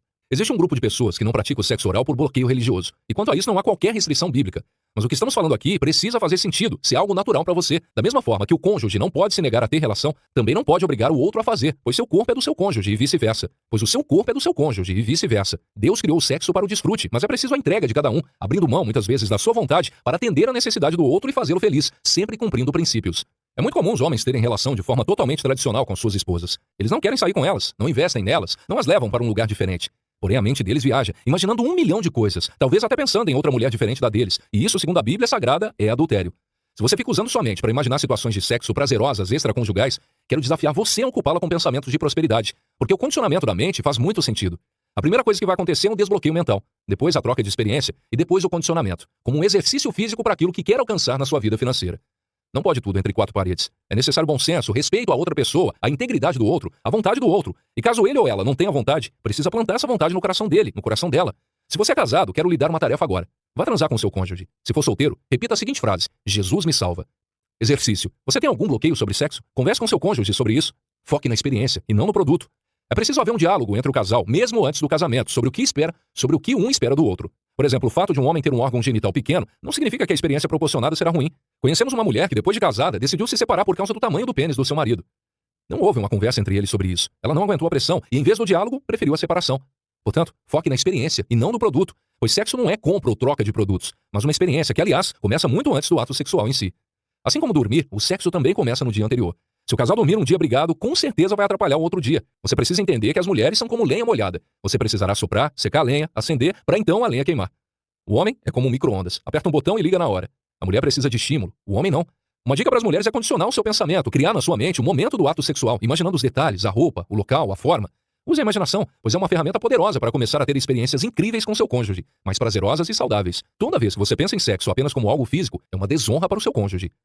No começo do casamento, Pablo sofria com ejaculação precoce, fruto do seu envolvimento com a pornografia. Passado 4 minutos da relação sexual, ele já estava no ápice e precisou condicionar o cérebro para reverter aquela situação.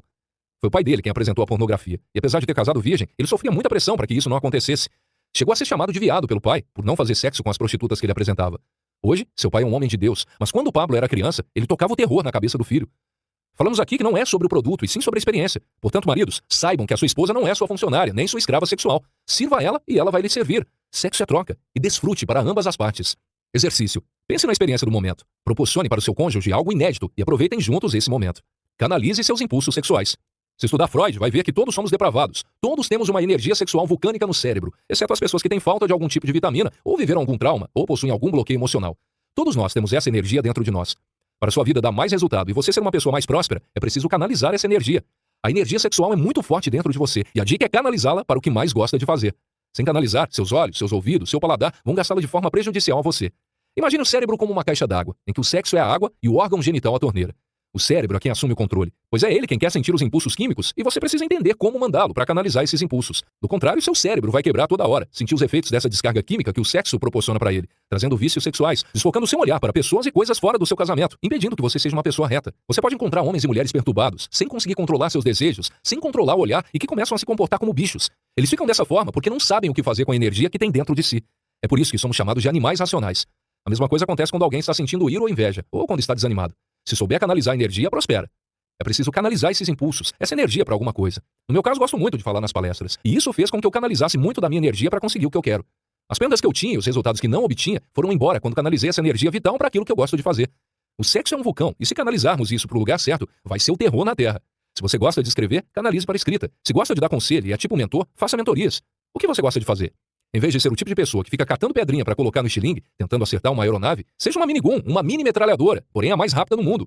Canalize tudo aquilo que está sugando a sua vida, sua energia vital, sua energia sexual, esse impulso de vida, porque quando não sabe canalizar isso, você tem um grande problema.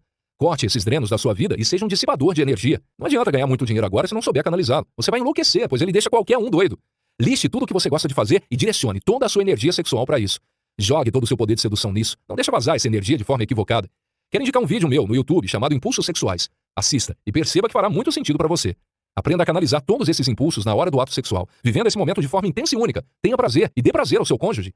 Busque essa sintonia, pois não há coisa mais prazerosa do que chegar ao ápice do ato sexual junto com seu cônjuge. Essa é uma conexão poderosa. Exercício. Quais são seus drenos de energia? Substitua-os por tarefas saudáveis. Frequência sexual. Ela é como uma frequência escolar. Se você não tiver frequentado um número mínimo de aulas, é reprovado. Se ela não existe na sua vida sexual, pode ter certeza de que existe uma terceira pessoa envolvida na sua relação. Uma outra pessoa, pornografia ou até mesmo o diabo. Você pode dizer, eu estou apenas com raiva do meu cônjuge. Entenda, o diabo está se alimentando dessa raiva para gerar separação entre o casal. E é nesse exato momento que ele passa a ser a terceira pessoa no seu casamento, pois ele se alimenta desse tipo de sentimento. Se você tem tido pouca frequência, antes de decidir resolver isso, aumentando a quantidade de relações sexuais, converse com seu cônjuge para identificar a causa, a raiz do problema. Vocês precisam descobrir o porquê de as coisas estarem desse jeito. E a dica é equalizar as necessidades de cada um. Não olhar para a média das pessoas, mas entender o momento que estão vivendo e estabelecer o que é bom para ambos. Houve momentos em que chegamos a ter relações 6 vezes ao dia. Mas hoje, com filhos pequenos, nossa realidade é outra. Ainda acontece com muita frequência, porém, não da forma que foi um dia. A média sempre vai diminuindo, porque o vigor do corpo vai diminuindo também. Estabeleçam essa média. O sexo está ligado à temperatura, à sua autoimagem e a como você vê seu cônjuge. Se faltar respeito e admiração, vai ter problema na frequência. Você tem que achar que seu cônjuge é a pessoa mais linda e atraente da face da Terra. Por isso, mesmo que não seja, foque em uma grande qualidade que ele tenha. Foque naquilo que fez com que se interessasse por ele, o que despertou sua atenção naquela pessoa. Mulheres precisam abrir seu coração para os seus maridos, pois quando estão com o coração fechado, elas param de sentir vontade de transar e de fazer sexo oral com o marido. E os maridos, quando estão magoados com alguma coisa, também param de acessar aqueles pontos que geram prazer na sua esposa. Sexo é cumplicidade, e a frequência está ligada à intimidade e ligada ao que você vê no outro. Homens precisam ter cuidado com a pornografia. Se não está tendo frequência com sua esposa, provavelmente é porque resolve seu problema em 2 minutos com a pornografia. A pornografia consome 30% da sua atividade cerebral, deixa você desanimado e traz outras consequências. Então não faça isso consigo mesmo. É mais fácil acessar pornografia do que aturar sua mulher chata. Mas se ela é chata, a culpa é sua por não saber domar sua esposa, ganhar o coração dela. Você precisa acessar os códigos da sua amada, porque enquanto isso, a mulher de fora está rindo pra você o tempo todo. Preste bem atenção, senão você vai se lascar. Vai pra cima no seu casamento, mesmo que um ou outro não esteja com vontade. Comecem a se encostar, tocar o corpo um do outro, e a vontade vem na hora. Quantas vezes você termina um ato sexual e se pergunta, por que não faço isso mais vezes? A prática do sexo gera uma troca de energia fabulosa. Você perde calorias e ganha mais quilometragem com a pessoa. Não fique sem transar, nem que seja apenas 2 vezes por semana.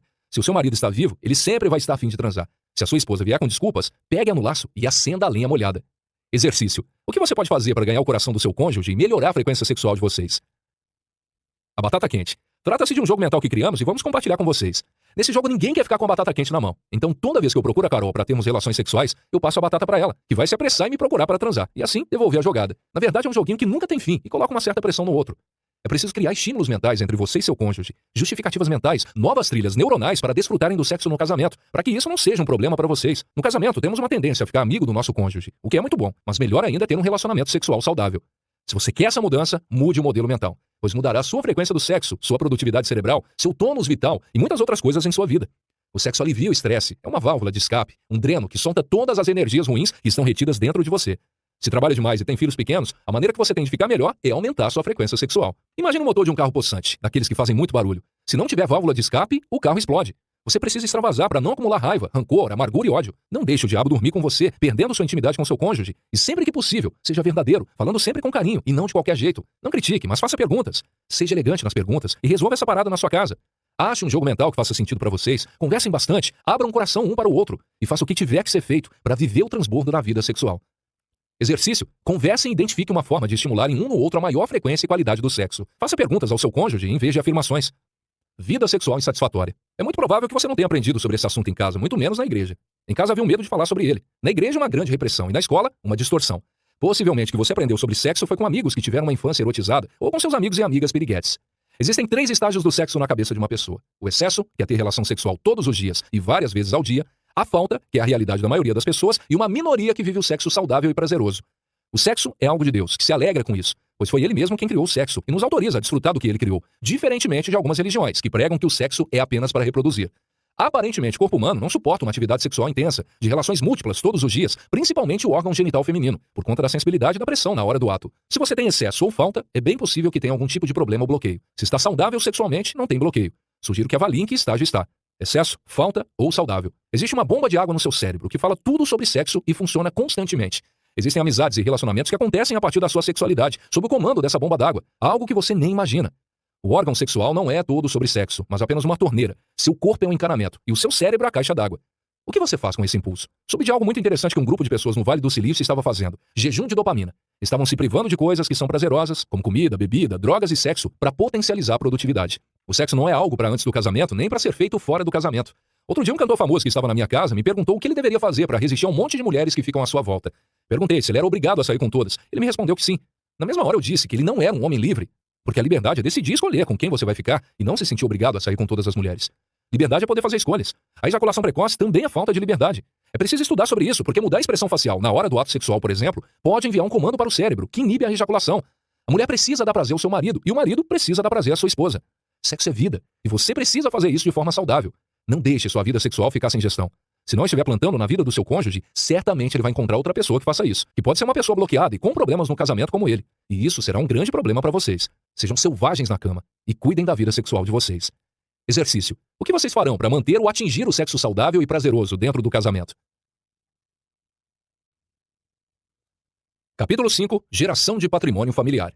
Se você quer ter acesso a outros conteúdos sobre como salvar seu casamento, criação de filhos, vencer o luto, entre outros, confira o QR Code abaixo e acesse agora o site do programa A Base de Tudo, uma plataforma completa de conteúdo sobre família que vai transformar o seu lar.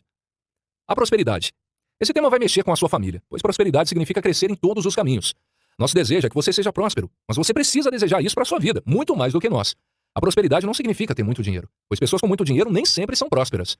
Quando conheci a Carol, eu tinha uma bicicleta muito velha, e no dia em que ela andou comigo naquela bicicleta, tive a certeza de que iria me casar com ela. Logo que nos casamos, combinamos de guardar dinheiro e concentrar a renda pelos próximos 10 anos.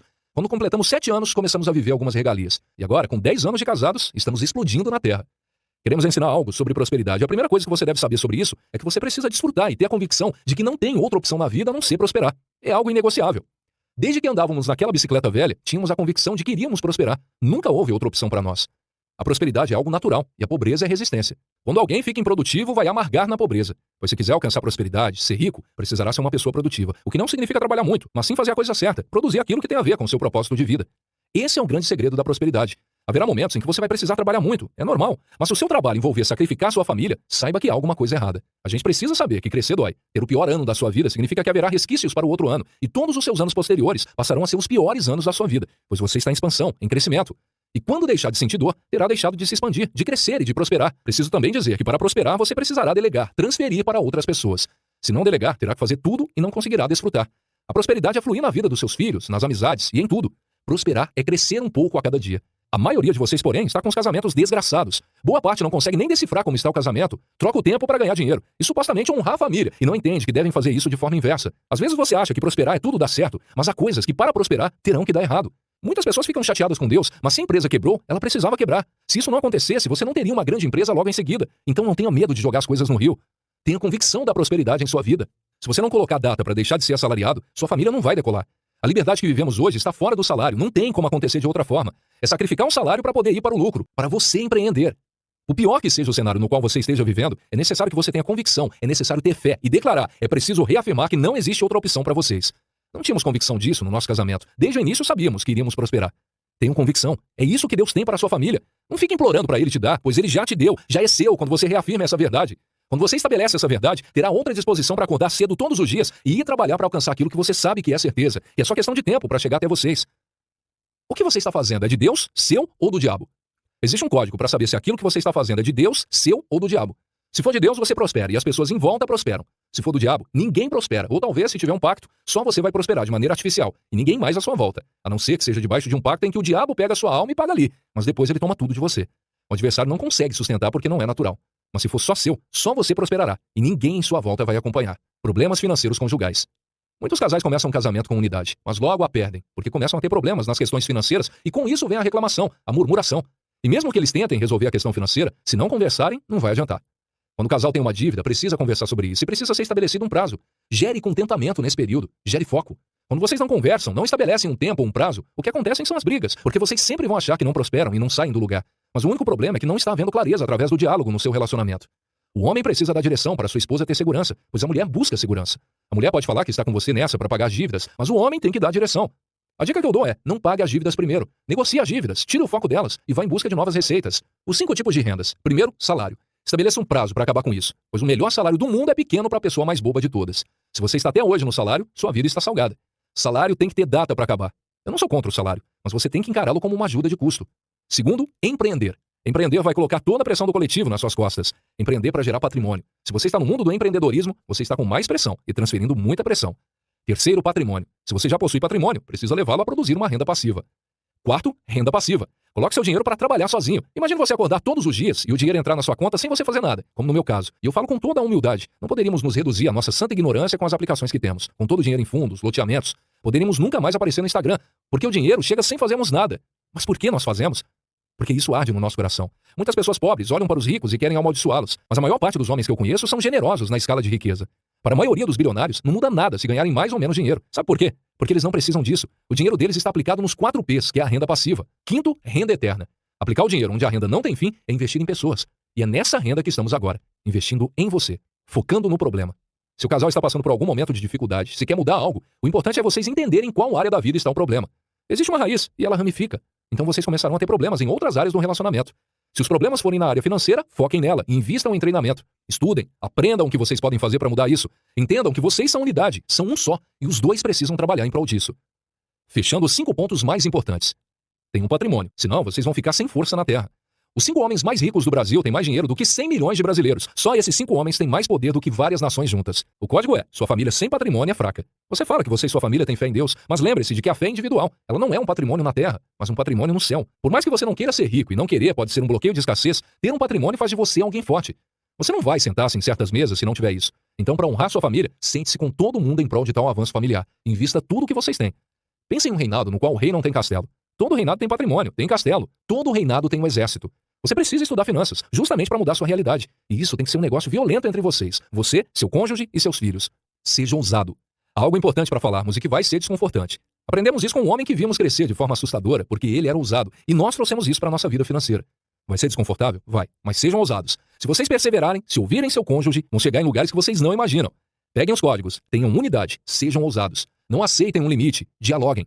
Não tomem decisões sem conversar um com o outro, mas decidam juntos. Lembrem-se de que tem uma cabeça na casa que está disposta a morrer por todos vocês. Seja humilde para aprender. Nós vivemos em uma geração chorona, uma geração na qual as pessoas declaram não gostar das outras por não terem uma aparência que as agrada, não falarem do jeito e o que elas querem ouvir. O nosso desejo é que famílias transbordem, porque nós fomos criados para isso, para desfrutar do melhor dessa terra. Você não tem que ser pobre ou miserável. As pessoas falam mal de quem tem dinheiro, de quem é próspero, mas jogam na loteria toda semana. Aprendam com as pessoas que têm valores e princípios bons para ensinar. Seja humilde. Pontos de divergência e pontos de convergência. Se nós temos 5 pontos de divergência e 40 de convergência, então o placar é 40-5. Tem gente que deixa de aprender os 40 porque tem 5 de divergência.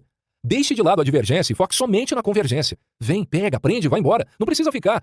Sabe por que você não prospera? Porque você é vítima. E a vítima faz o quê? Reclama. Quer prosperar verdadeiramente? Tenha humildade para aprender com todo mundo. Mesmo se a pessoa for idiota, dá para você aprender com um idiota. Como não ser um idiota? A importância da prosperidade no casamento. Com 18 anos eu ia comprar um Fusca, cuja porta abria para trás, com o dinheiro que a minha mãe havia me devolvido de um empréstimo anterior que fiz para ela. Mas quando contei para minha mãe sobre o Fusca, ela disse que não aceitaria que eu fizesse isso com a Carol. Eu olhava para a Carol e falava que ela iria me dar trabalho porque teria que trabalhar muito mais. Então, na hora que eu conectei a Carol na minha vida, eu de fato me esforcei muito para ser alguém que preste. Você está se esforçando para ser alguém altamente eficiente, altamente brilhante por causa do seu cônjuge? Você tem alguém para olhar e decidir ser melhor por causa dessa pessoa? Você não tem? Então saiba que esse é um dos problemas do declínio do casamento. A sua família é uma empresa, uma indústria de produzir felicidade na Terra. Felicidade entre você, seus filhos e inclusive com seus colaboradores. Exercício. Em quais áreas da sua vida você não está produzindo? Liste 3 tarefas para cada uma dessas áreas. A família é um reinado. Sua família é seu reinado. Aqui em casa eu sou rei e a Carol é a rainha. Você que está lendo esse livro não é nosso súdito, pois também tem o seu reinado e é sacerdote do reino dos céus aqui na terra, na sua casa. Em outro capítulo falamos sobre o triângulo e que Deus está na ponta superior. Então, trazendo para o contexto financeiro, temos Deus no ápice, o marido e a esposa em uma ponta e na outra ponta os bens financeiros, porque o patrimônio é parte essencial de uma família. As 5 famílias mais ricas do Brasil têm uma quantidade de dinheiro superior a de 100 milhões de brasileiros. E não existe nada mais importante e poderoso do que uma única família. Porque sua família também é um reinado. Precisa prosperar e esses recursos voltarem para dentro da sua casa. Certo dia, no método IP, havia um aluno que ajudava muitas crianças carentes em sua cidade. Ele disse que pararia de comer se fosse preciso para alimentar os outros. Todos os alunos acharam bonito aquele discurso e concordaram com o que ele disse. Eu percebi a situação e perguntei se faltavam coisas em sua casa, e era visível que faltava. Não é correto agir dessa forma. Não deve faltar suprimento na sua casa para ajudar os outros. Antes de ajudar outras pessoas, precisamos transbordar dentro da nossa casa. Em primeiro lugar, os recursos precisam suprir sua família. Havia um treinador na nossa plataforma que estava há 10 anos em uma comunidade religiosa. Ele ajudava muitas pessoas, mas seu aluguel estava sempre atrasado. Passava por muitas dificuldades, atrasava a escola dos filhos, mas ajudava todo mundo e achava que era Deus quem mandava ele fazer dessa forma. Quando nos encontramos, desbloqueei algumas coisas na mente dele. E ele prosperou de verdade a partir daquele dia. Lançou livros e está fazendo muitas coisas e agora conseguindo ajudar um número muito maior de pessoas. Quando transbordamos, automaticamente queremos fazer isso pelas pessoas que estão à nossa volta. Mas é um erro transbordar na vida das pessoas, deixando em falta os da nossa casa. Deus lhe deu sua família para cuidar, e você não deve ser imprudente. Se não tiver uma escritura quitada em seu nome, você é um consumidor, está comendo as suas sementes. Um comedor de sementes nunca planta, como os pássaros, apenas come as sementes, e isso prejudicará profundamente a sua família em algum momento. Se trabalha para alguém, você dá todas as suas energias para essa pessoa, e o seu reinado será transferido para ela. Você abre mão do direito de ser rei para dar esse poder a outra pessoa, se tornando escravo, investindo em outro reino. Família é um reinado, onde Deus é o rei. Ele é o patriarca. Marido e esposa fazem parte desse patriarcado. Por isso precisamos produzir bens e um exército, que são os nossos filhos. A sua família é o seu reinado. Então não seja escravo nem escravize ninguém na sua casa. Seus filhos são ogivas nucleares que você vai acionar. Foque na sua família, nesse reinado que está construindo. E não se esqueça de que um dia vai construir outros reinados através dos seus filhos. Ter uma família não é tão pesado. A sua ignorância pesa toneladas. A sua falta de modelagem. A sua ignorância pesa toneladas. A sua falta de modelagem de testes pesam também. Se você quer ter uma vida pesada, continue andando com pessoas pesadas. Continue praticando essas mesmas atitudes. Quero te falar que ter uma família é leve. Porque é leve. Se você se encontra, você faz todo mundo que está perto se encontrar também. E esse reinado não é pesado, porque de verdade, o rei não é você, mas Deus. É sobre mim, você e ele. Não sobre mim, mas sobre nós 3. A sua família é você, seu cônjuge e seus filhos. São vocês três, a família que você tem, e que representa a Trindade, o Pai, o Filho e o Espírito Santo. Faça Jesus famoso através de sua vida. As pessoas enxergam Jesus quando entram na sua casa. Elas se sentem maravilhadas com a prosperidade que Deus colocou nas suas mãos. Você está fazendo Jesus famoso na sua geração? Os seus filhos têm visto Jesus em você? Em tudo que você toca, você gera cura, gera multiplicação. Em tudo que você toca, há crescimento. O reino de Cristo está sendo estabelecido e ele tem levantado os trabalhadores da última hora. Sua família é uma base. Muitos têm casa para morar, mas poucos têm um lar verdadeiro. Muitos podem até ter dinheiro nas mãos, mas não sabem o que é multiplicar. Muitos têm um dia de folga, mas não sabem o que é desfrute. Muitos têm uma aliança no dedo, mas não têm unidade. Muitos parecem ter muitas coisas, mas é só aparência. Muitos se dizem religiosos, mas poucos são amigos de Jesus. Uma coisa é sua mãe gerar você e chamar de filho, outra coisa é você se comportar como filho. Você é alguém que não está desfrutando da vida se você não tem unidade, não tem amizades, não está transbordando, não está tratando com seriedade seus filhos. Se está transferindo o seu poder de criação dos filhos para a igreja, escola, televisão e empregados, pare de brincar de ser idiota e leve a sua vida a sério. Ela pode ser muito divertida, mas até a diversão precisa ser levada a sério. Eu quero acertar uma flechada no seu peito para ver se eu acho esse coração, porque talvez ninguém o esteja encontrando, talvez nem Deus, porque você o fechou em um lugar o qual você não permite que ele acesse. A base de tudo é a família. Muitos erraram e caíram, mas é só se levantar de onde você caiu. Estamos falando sobre finanças. Acredite, sua esposa não vai respeitá-lo enquanto você não prosperar, enquanto você não pagar essas contas, enquanto você não for um cara digno de falar que tirou sua família do aperto. Enquanto a sua esposa não tiver o conforto e a segurança que ela busca, ela não vai confiar em você. Você é a pessoa da confiança e ela é a pessoa da segurança. Enquanto você não tiver humildade para ouvir sua esposa, ela também não vai respeitá-lo. Até quando você vai ficar parecendo com seu pai? Até quando você será um banana? Até quando você vai expor sua família? Até quando seus filhos vão pedir para comprar roupa e você vai falar que não tem dinheiro? Até quando eles vão pedir para comprar presentes e você vai falar que não tem dinheiro? Até quando eles vão chamar você para uma viagem e você vai ficar falando que não tem dinheiro? O que você não tem é força de vontade, networking, esforço, ideias e um monte de coisas que você não faz. Até quando sua família vai ser envergonhada porque você não é um homem? Estou falando com você que é homem. Você fica abalado com o que eu falei, mas não fica abalado de ser um merda na vida. Então o recado é, vire homem agora. Meninos não prosperam, filhos comem das migalhas que caem da mesa dos seus pais. Até quando você vai ficar pedindo autorização ao seu pai para fazer alguma coisa? Até quando você vai ser humilhado na terra? Só homens e mulheres prosperam. Desconecte-se desse monte de besteira que está na sua cabeça. Pare de ser mentiroso, tome uma nova direção. Você está fingindo ser quem você não é. Tenha disposição para aprender e testar. Não foque em ganhar nada dos outros, foque em aprender. Quando você aprende é seu, quando você aprende, você não depende. A única pessoa em todo o meu caminho de que eu não abro mão é a Carol. Meus filhos não são meus. Pense no hoje. Tome uma nova direção. Não tem como produzir hoje se não resolver coisas que estão travando você no passado. Não tem como produzir hoje se você não se desconectar desse excesso de futuro. O que está travando você? Passado e futuro. Se você pensa no passado, o cérebro pensa que é hoje. Se você pensa no futuro, o cérebro pensa que é hoje. Então o que você tem que fazer é pensar no hoje. Seu cérebro vai ter certeza de que é hoje. Como começa a desmontar um reino? Há uma diferença entre reino e império. O império tem faraó, escravidão, alienação de pessoas que não prosperam em sua volta. Vou te dar um código. Se você faz parte de uma comunidade em que pessoas estão alienadas, são escravizadas e não prosperam à sua volta, você é o imperador. O império aponta para as trevas e o reino aponta para a luz. Exercício. Durante 30 dias, antes de realizar qualquer compra, avalie se aquela aquisição é realmente necessária ou se você está diminuindo o poder do seu reinado. Mulher em casa ou no trabalho? A mulher do século XXI acha que tem a obrigação de trabalhar fora. Por isso vemos muitas mulheres sendo recriminadas por não trabalharem, porque decidiram ficar em casa e cuidar dos filhos, da casa e da sua família. Eu, Carol, sempre trabalhei na empresa dos meus pais, e isso me proporcionou alguns privilégios quando os meus filhos nasceram. Podia levá-los para trabalhar comigo, em outros momentos podia trabalhar meio expediente, de alguma forma tendo-os por perto, e ainda assim foi bem difícil conciliar. Quando decidi parar de trabalhar foi difícil para nós, porque fui criada e preparada para trabalhar fora. E Pablo também achava que eu tinha que ir trabalhar. Porém acredito que a mulher precisa avaliar o momento que ela está vivendo nessa fase. Sei que muitas trabalham para compor a renda e ajudar financeiramente seu marido. E o que precisa ser pensado, principalmente pelas que possuem filhos pequenos, é se vale a pena diminuir um pouco a renda familiar para estar em casa com seus filhos, cuidando da educação deles. Não queremos dizer o que é certo ou errado, mas trazer uma clareza para que tome uma decisão considerando vários fatores. Você precisa entender qual é a prioridade do momento. A prioridade da sua família é seu cuidado, afeto e atenção, ou está no trabalho gerando recursos?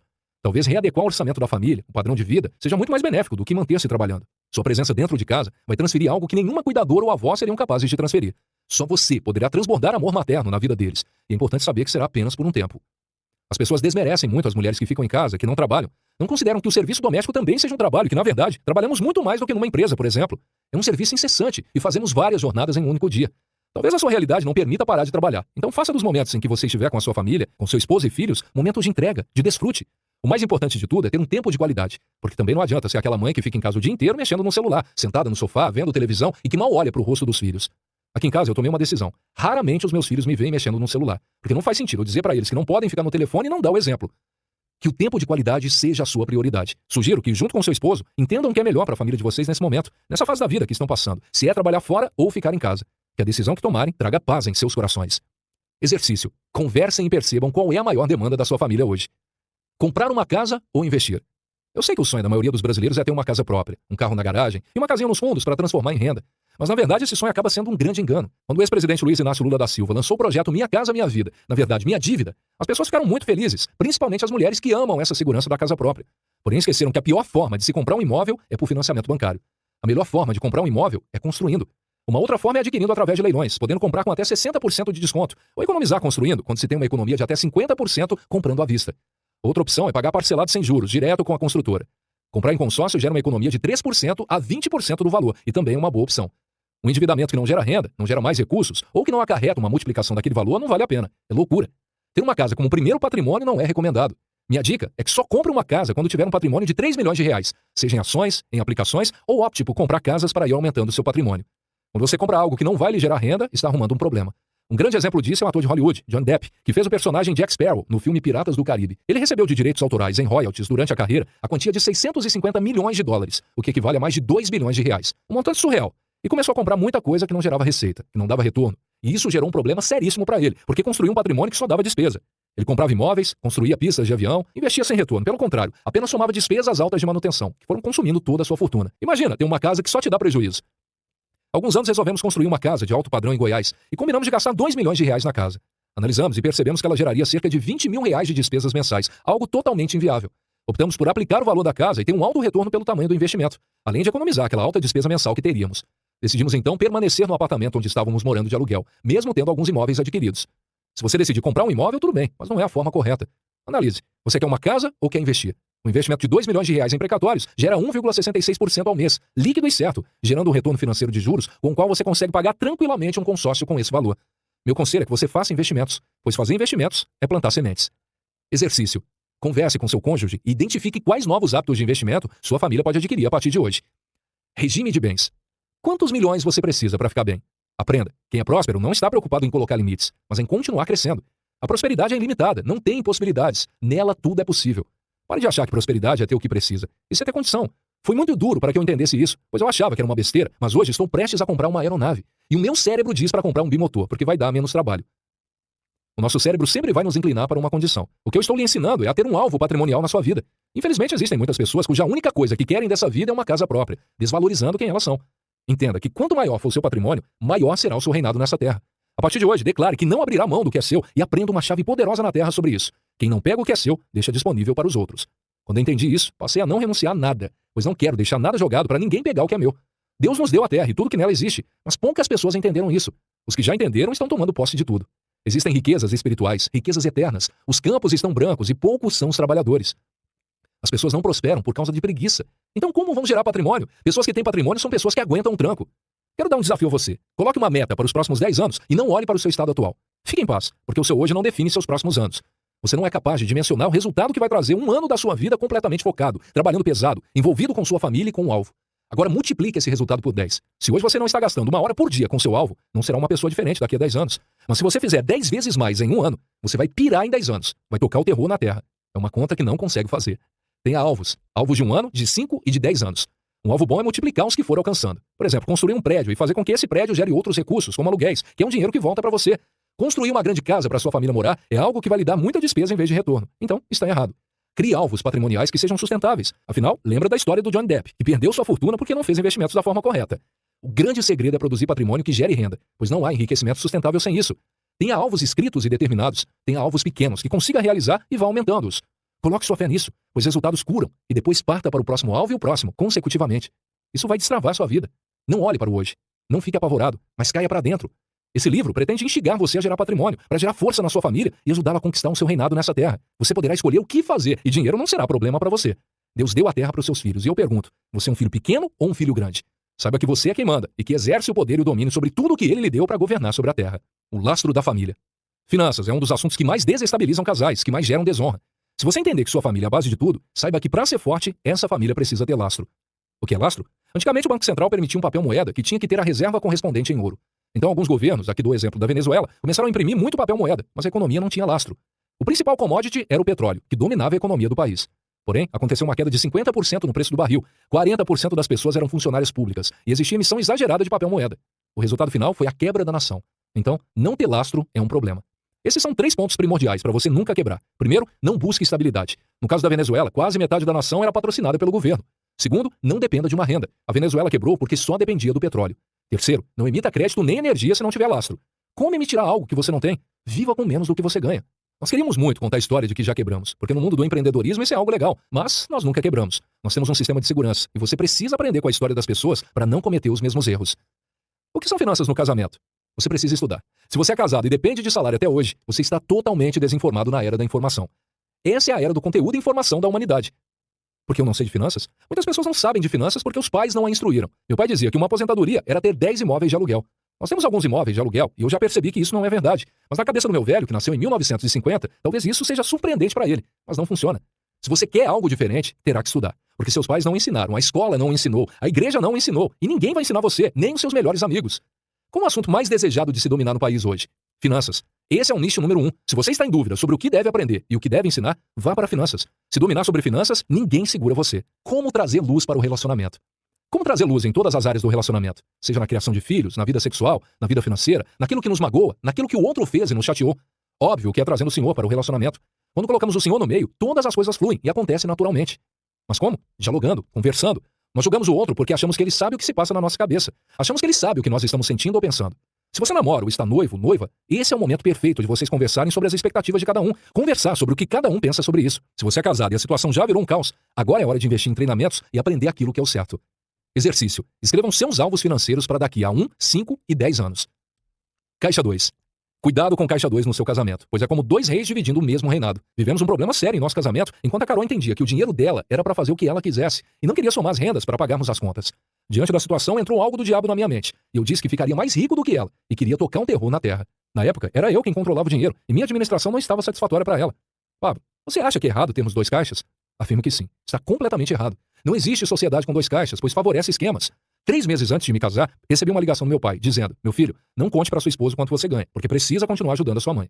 Na mesma hora, liguei para Carol e disse: eu ganho tanto e não quero ter nenhuma reserva com você. Meu pai estava me dando um conselho que não funcionava. Eu não desonrei os meus pais fazendo isso, porque isso não é um princípio, mas uma regra pessoal dele. Eu via que o resultado dele era ruim agindo daquela forma. Prova disso é que ele tem 69 anos, lava as próprias roupas, e a mulher lava as roupas dela. E quando ela lava as roupas do meu pai, ele precisa pagar por isso. Não dá para seguir uma regra de algo que não funciona.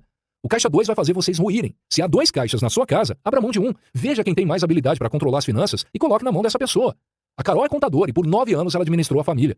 Eu fui o responsável no primeiro ano do nosso casamento. Mas quando eu percebi que ela tinha mais habilidade, deixei na mão dela. Hoje em dia, após estudar bastante, até ultrapassei os conhecimentos dela. Mas decidimos confiar nossas finanças às mãos de um profissional. Eu faço apenas o acompanhamento e a supervisão. Se tiverem um caixa 2, terão uma milícia dentro de casa, que vai impedir o crescimento do casal. Sugiro que você leia o livro Casais Inteligentes Enriquecem Juntos, do Gustavo Cerbasi. Ele fará uma grande diferença na sua vida conjugal. Compartilhe com seus filhos o mínimo possível de patrimônio líquido ou físico e muito mais patrimônio intelectual e espiritual. Se trabalhar para passar o patrimônio físico aos seus filhos, eles não vão chegar muito longe. Não serão muita coisa nessa terra. Direcionem o dinheiro de vocês para um propósito. Comecem a gerar riquezas antes de adquirir patrimônio. A aquisição de uma casa, antes de ter um patrimônio que se multiplique, é algo que atrapalha a constituição da riqueza. Entenda que um lar é onde você estiver, não importa o lugar que seja. Se estiver bem com sua família, o lugar em que estiverem será seu verdadeiro lar. Dinheiro dividido significa alma dividida, propósito dividido, tudo dividido, e vai ficar mais caro, além de dar muito problema. O dinheiro precisa ser multiplicado e não dividido. A soma é poupar, não vai dar em nada. A subtração é o consumidor. Quem divide é o insano, e o multiplicador é aquele sensato, sábio e sóbrio. As pessoas que estão conectadas com o alvo. Se quer prosperar poderosamente, tenha um único caixa e destine esse dinheiro para o propósito. Essa é a forma como ele vai multiplicar muito mais rápido. Se tiver algo de errado nesse assunto entre você e seu cônjuge, conversem e resolvam. E a última dica é: não ensine isso para os seus filhos. Não os ensinem a ser individualistas ou separatistas. A importância das finanças no relacionamento. Finanças é um assunto fundamental para ser tratado antes de entrar no casamento, mas muitos não dão a devida importância. A maioria dos problemas entre casais está relacionada às finanças, e isso acontece porque nós fomos doutrinados a fazer de uma forma totalmente contrária daquilo que é adequado para que o casal tenha unidade e linguagem nesse assunto. Se vocês estão noivos, não negligenciem esse assunto. É preciso trazer clareza. Quando nós trazemos luz a tudo aquilo que está oculto, o que está escondido fica às claras. Desenvolvam maturidade para isso. Muitos casais estão cheios de dúvidas em relação às finanças. Por exemplo, no casamento cada um vai ter o seu próprio dinheiro. O dinheiro vai ser um só. Muitas mulheres são criadas para terem um próprio dinheiro e não depender de ninguém. Quando se casam, não sabem se o dinheiro é do casal ou se cada um tem o seu. O terrível é que muitos não conseguem resolver essa situação e mesmo no casamento ainda dividem as contas. Tenham unidade. Quando nos casamos, tínhamos exatamente 10 mil reais que havíamos juntado. Tínhamos 10 mil reais porque antes de nos casarmos, cada um tinha o seu salário. E nós conversamos e chegamos ao consenso de que o nosso dinheiro seria um só, não importando quanto cada um ganhava. Guardamos esse dinheiro e compramos os móveis da nossa casa. Foi maravilhoso ver a realização e a materialização da nossa unidade. É preciso que seja um caixa só, e não adianta você me falar outra coisa. Você não precisa esperar o plano ideal para se casar. Não precisa ficar focado em coisas que não existem, mas deve focar em uma construção, pois vocês se tornaram uma unidade e vão crescer. O casamento é uma empresa. Nossa empresa tem um nome de indústria da felicidade. As pessoas nos perguntam se compensa comprar uma casa tão cara para a família, e o que eu respondo é que a única coisa que importa é a família. Nós queremos encorajar você a ter uma vida sem controle financeiro e com administração de riquezas. Nós não vimos diferença no primeiro ano, nem no segundo, mas estávamos plantando capital intelectual. Muitas vezes você está atrás do dinheiro. O dinheiro não vem, você acha que não está progredindo por isso. Mas existe o capital intelectual, o capital emocional e o capital financeiro, sendo esse sempre o último.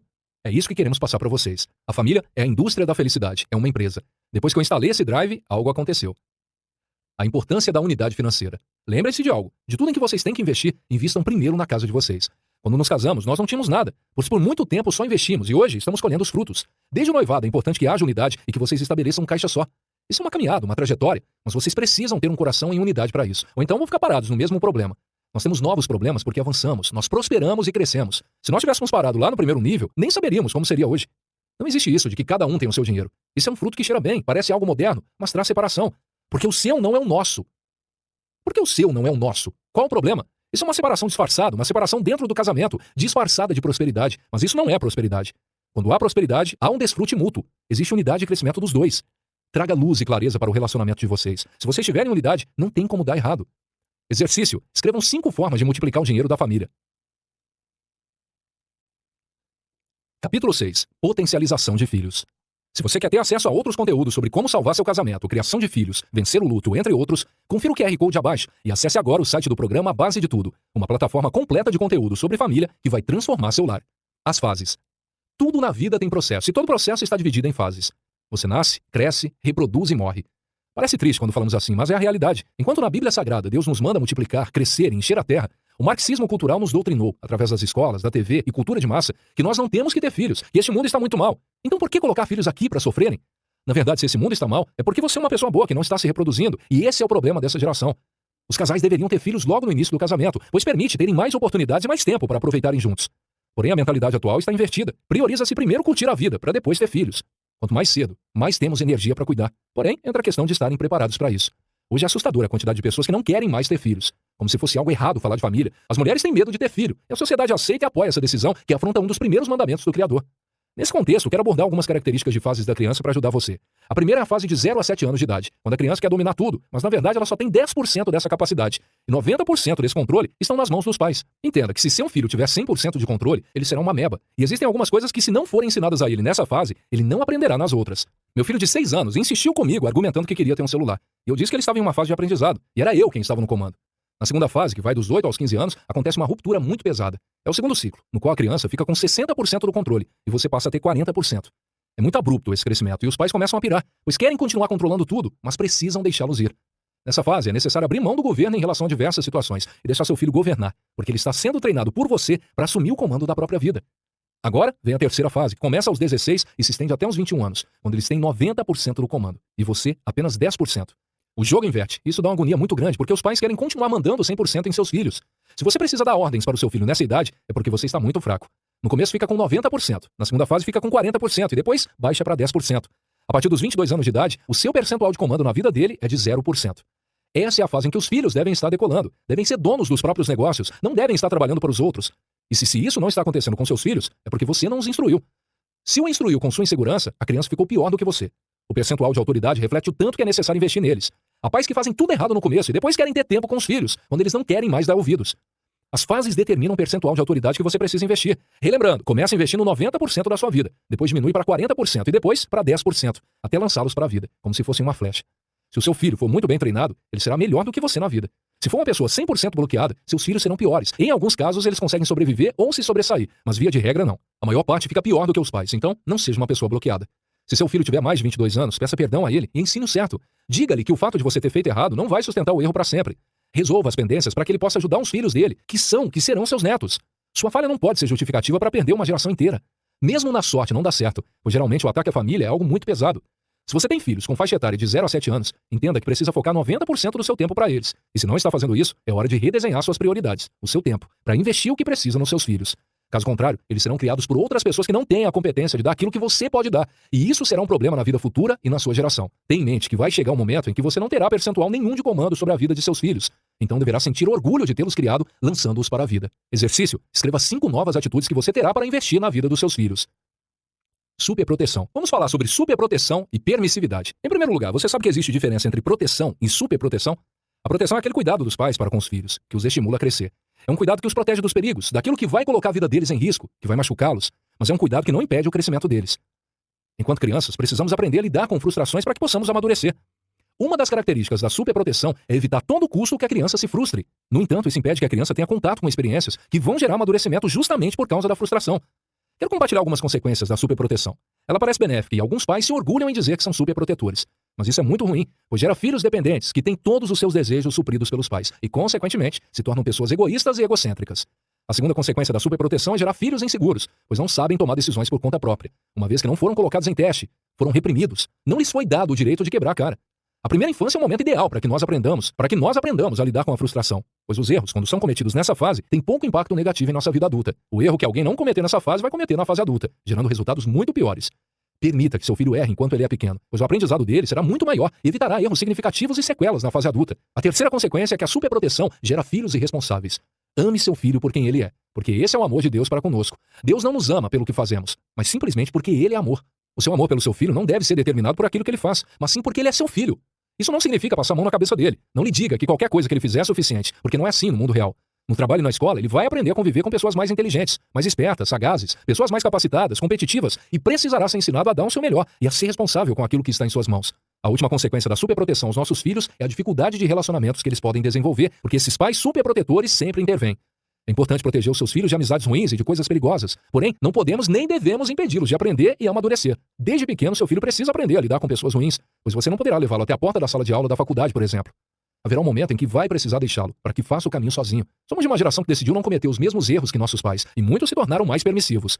Isso fez com que fôssemos a última geração que obedeceu aos seus pais, e a primeira geração de pais que obedecem aos seus filhos. Lembre-se de que você é um líder. Seus filhos precisam de limites, de direcionamento e de liderança. Não seja permissivo ou superprotetor. Permita que eles tenham suas próprias experiências, que cometam erros agora enquanto ainda são pequenos. Se porventura já passou dessa fase com seus filhos, nunca é tarde para consertar, para pedir perdão por aquilo que você não sabia ou fez de qualquer jeito. Exercício. Qual o maior erro que você cometeu na educação dos seus filhos e como tem buscado corrigir isso? As flechas. A Bíblia diz que nossos filhos são como flechas, e a principal característica de uma flecha é que ela tem um objetivo. Na prática, na criação das crianças não é diferente. Elas precisam ser lançadas para o lugar certo. Por isso, precisamos saber qual é o alvo, a fim de lançá-las corretamente. O alvo é um propósito do seu filho para o qual ele foi criado, e todos nós temos um. Deus criou tudo para um propósito, e o propósito do seu filho é expressar Deus aqui na Terra. Você precisa ter discernimento para ajudá-lo a alcançar esse alvo. Assim, sua função é ser ajudador do seu filho para que ele alcance esse propósito. Quando falamos aqui no livro sobre herança, abordamos que ela precisa ser passada para outro, que deve ser transmitida, e é a sua flecha atingindo o alvo que vai garantir que a sua herança seja passada. Os pais precisam enxergar o alvo, discernir o propósito do seu filho, pois ter filhos não é brincadeira, é algo muito trabalhoso e não podemos negligenciar a criação e a educação deles, visto que à medida que eles vão crescendo, a coisa vai ficando mais séria. Pode ser que você não saiba de forma específica qual é o propósito de Deus na vida do seu filho. Não tem problema, porque Deus dá a todos o propósito geral, que é expressar a glória dele nessa terra. Outro dia eu estava lendo para os meus filhos uma história de um peixinho que não queria nadar, e o pai de todos os peixinhos ensinava a eles como nadar, pois foram criados para isso. Seu filho foi criado para um propósito e sua função como pai e mãe é ajudá-lo a compreender, a entender isso. O propósito geral de todos nós é que expressemos o reino de Deus aqui na terra. Seu filho foi criado para reinar, dominar. Isso é o básico que você precisa saber. Invista na vida dele para que ele expresse o reino de Deus, para que ele entenda que é a imagem e semelhança de Deus, que foi criado para dominar e governar a terra. Você precisa direcionar a flecha. Em primeiro lugar, precisa enxergar o alvo. Em segundo lugar, precisa direcionar essa flecha. Se não a apontar para o rumo certo, nunca vai acertar. Ela não fará curva, será preciso direcioná-la. Se o alvo é expressar Deus e o seu reino na terra, então você precisa direcionar o seu filho para Deus, precisa ensiná-lo a amar a Deus e a viver no centro da vontade dele. Ensinar que Cristo precisa ser o centro de tudo na vida do seu filho, porque se ele não aprender isso agora, ficará muito mais difícil no futuro. O terceiro aspecto é que é preciso afiar a flecha. Pode não fazer sentido para você pensar hoje em afiar uma flecha, mas se dependesse de caçar para comer, certamente estaria preocupado em afiar sua flecha. Se está afiando a flecha na fase da infância, quando seus filhos são pequenos, que é quando se deve permitir que eles falem, é nesse momento que os valores serão aprendidos e o caráter vai sendo formado. Que você seja um exemplo vivo daquilo que deseja para os seus filhos, porque ensinando o caminho em que devem andar, jamais se desviarão dele. Recapitulando, falamos sobre enxergar um alvo, direcionar e afiar a flecha. E agora, em quarto lugar, é preciso ter foco na hora de lançar. Tenha a mão firmes, pois se tremer a mão e vacilar, não vai conseguir. Ensine princípios e valores, coisas que são inegociáveis. Ensine seu filho a amar Deus, louvar a Deus. Ensine que ele é amado por Deus e não negocie isso. Declare palavras de vida e de bênção na vida dele. Fazendo assim, tenho certeza de que seus filhos alcançarão o alvo, expressar o reino e a glória de Deus nessa terra e dominar sobre todas as coisas. Exercício. Qual está sendo o seu testemunho para os seus filhos? Quais são 5 princípios que você precisa imprimir na vida deles? Como educar seus filhos corretamente? Até os 21 anos de idade, seus filhos estão em um alto processo de aprendizagem. Na verdade, o aprendizado nunca vai acabar. Na adolescência, seus filhos já têm uma certeza interna de que vocês não servem mais. E isso é uma programação que já vem com eles. Certamente você já foi adolescente e sabe bem como isso acontece. A forma correta de educar os filhos é pela liberdade ou canalização. Trocar o controle pela canalização, que é direcionar a energia deles, esse livre-arbítrio e liberdade que Deus nos... Trocar o controle pela canalização, que é direcionar a energia deles, esse livre-arbítrio e liberdade que Deus nos deu. Atire-os como flechas, não retenha, lance-as. Você precisa ser o cara que vai direcionar e não controlar a flecha. Se ficar com ela na mão, tentando controlar, jamais vai atirá-la ao alvo. A flecha não é sua e você não pode retê-la. Os pais são como molas na terra. Ficam com os filhos na mão por 20 anos. E é como se a mola estivesse sendo comprimida, pegando pressão.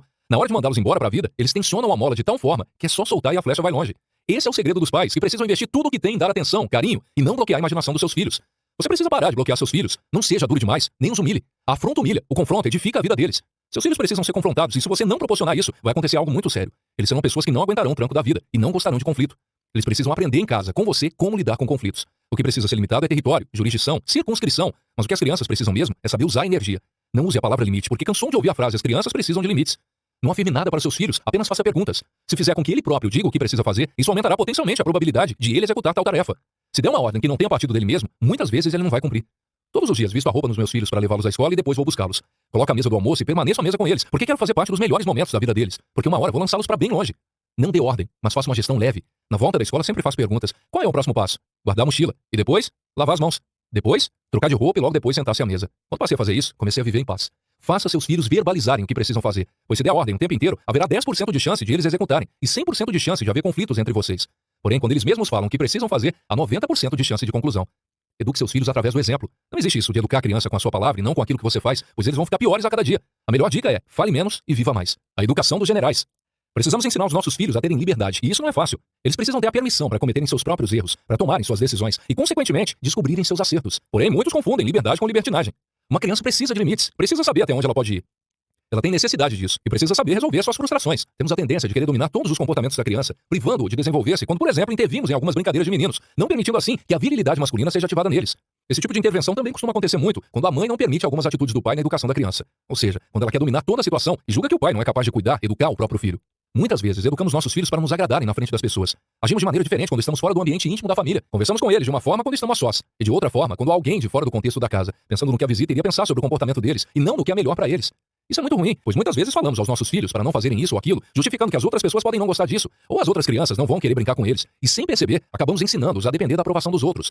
Precisamos ensinar princípios, e não regras. Explicar aquilo que tem valor e é inegociável. O pai deve ensinar confiança, e a mãe deve ensinar segurança. Quando você for treinar um homem, não treine focado em segurança, pois senão ele vai desejar ser um funcionário público, ganhar 10 mil reais e ficar satisfeito. O homem precisa ter confiança e crescer. Muita gente quer tratar as crianças como se fossem adultos, sem paciência com os próprios pais e os próprios filhos. Entendam que os seus pais não estão mais na mesma frequência que você. Eles têm outra forma de viver, outros costumes, estão em um mundo diferente. É necessário ter paciência com eles, e seus filhos não precisam ter o comportamento como referência, mas sim as próprias experiências. A maior dificuldade da humanidade atual é a falta da figura paterna. Cerca de 40% dos lares brasileiros são comandados por mulheres, e essa não é uma boa notícia, pois é muito difícil para elas essa responsabilidade. É previsto que 80% dos bloqueios das pessoas estão ligados aos próprios pais. Hoje há pais ensinando a filhas a serem fortes, independentes e viris, e mães ensinando os filhos homens a serem dóceis, mimados e preguiçosos.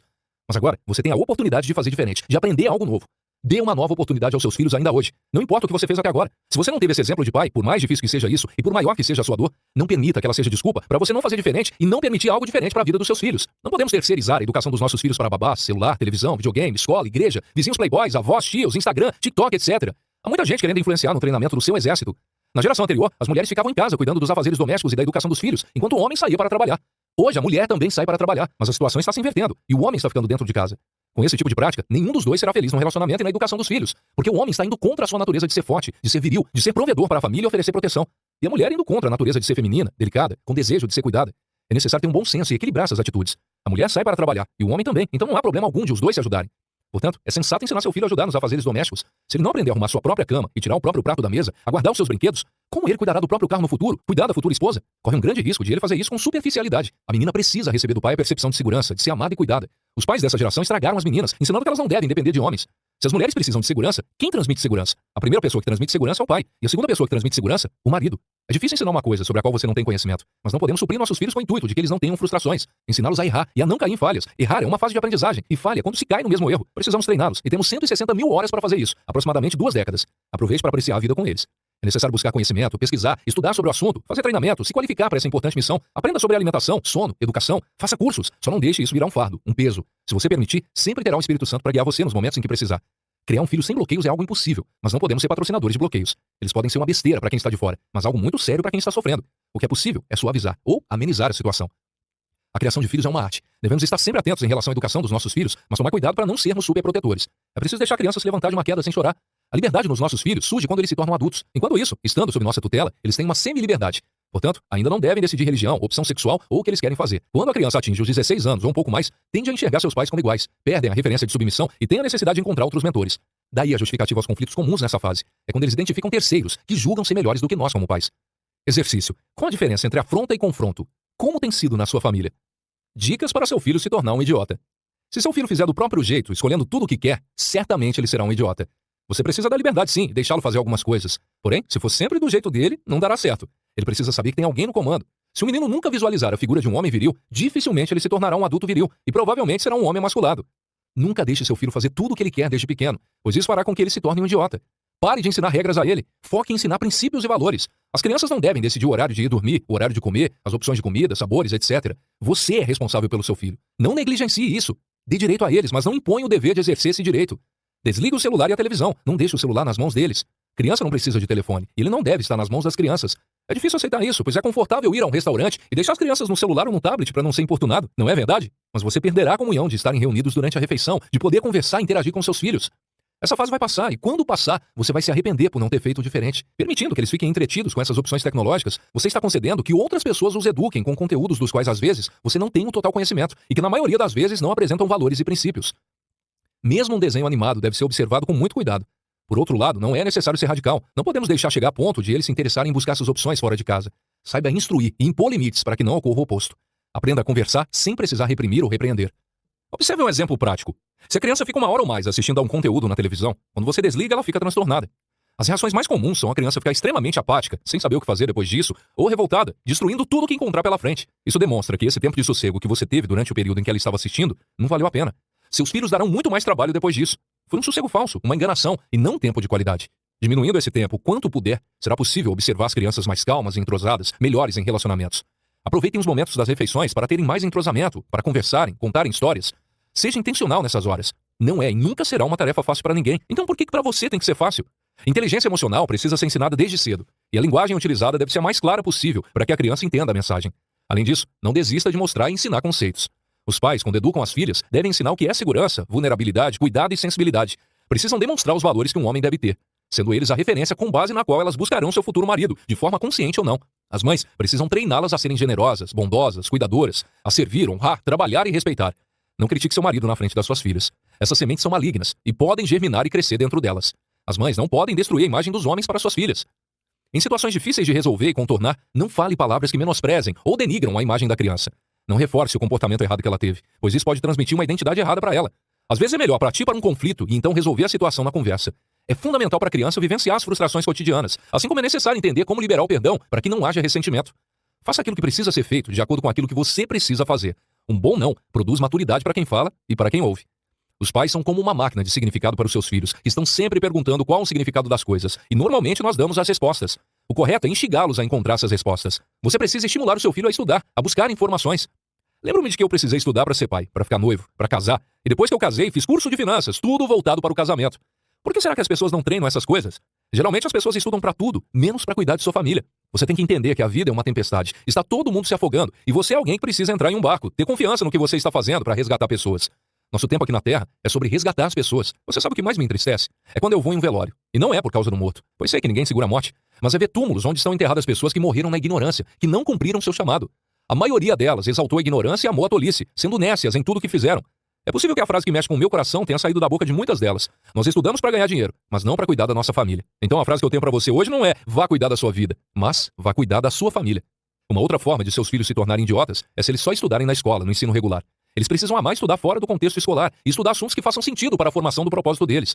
Por melhor que seja a escola, ela está preparando seu filho para ser um operário. Se ele quiser ser uma pessoa livre, terá que estudar por conta própria. E quem vai iniciá-lo nesses estudos é você, porque se não ensiná-lo a cumprir princípios, deixando-o cumprir apenas as regras, ele se tornará um idiota. Privar seus filhos de contato físico com outras crianças, principalmente se for menino, também o tornará um idiota. Matricule-o em um esporte de luta. Brinque de lutinha, porque toda criança segura não bate em outras crianças. A criança insegura é a que bate nos outros. Outra maneira de transformar seu filho em um idiota é ensiná-lo a reclamar, a ser vitimista, pois ele ainda vai ferrar com uma geração toda. Questione o que está errado em sua criação. Se seu filho pergunta para você o tempo todo se pode fazer determinada coisa, há grandes chances dele se tornar um idiota. Quando uma criança pergunta muito aos seus pais se pode fazer determinadas coisas, é porque tem um general acima dela. General é até bom, mas o problema é que ele é um ditador. E quando seu filho se tornar um adulto, ele vai pedir ao governo para abrir uma empresa. E tudo na vida dele vai depender da autorização de alguém.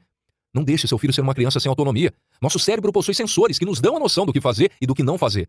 E o seu papel é estimular o funcionamento desses sensores na cabeça do seu filho. É melhor uma criança que você precisa puxar porque está indo rápido demais do que aquela que precisa empurrar. Se quer ter filhos idiota, façam com que eles se pareçam com você.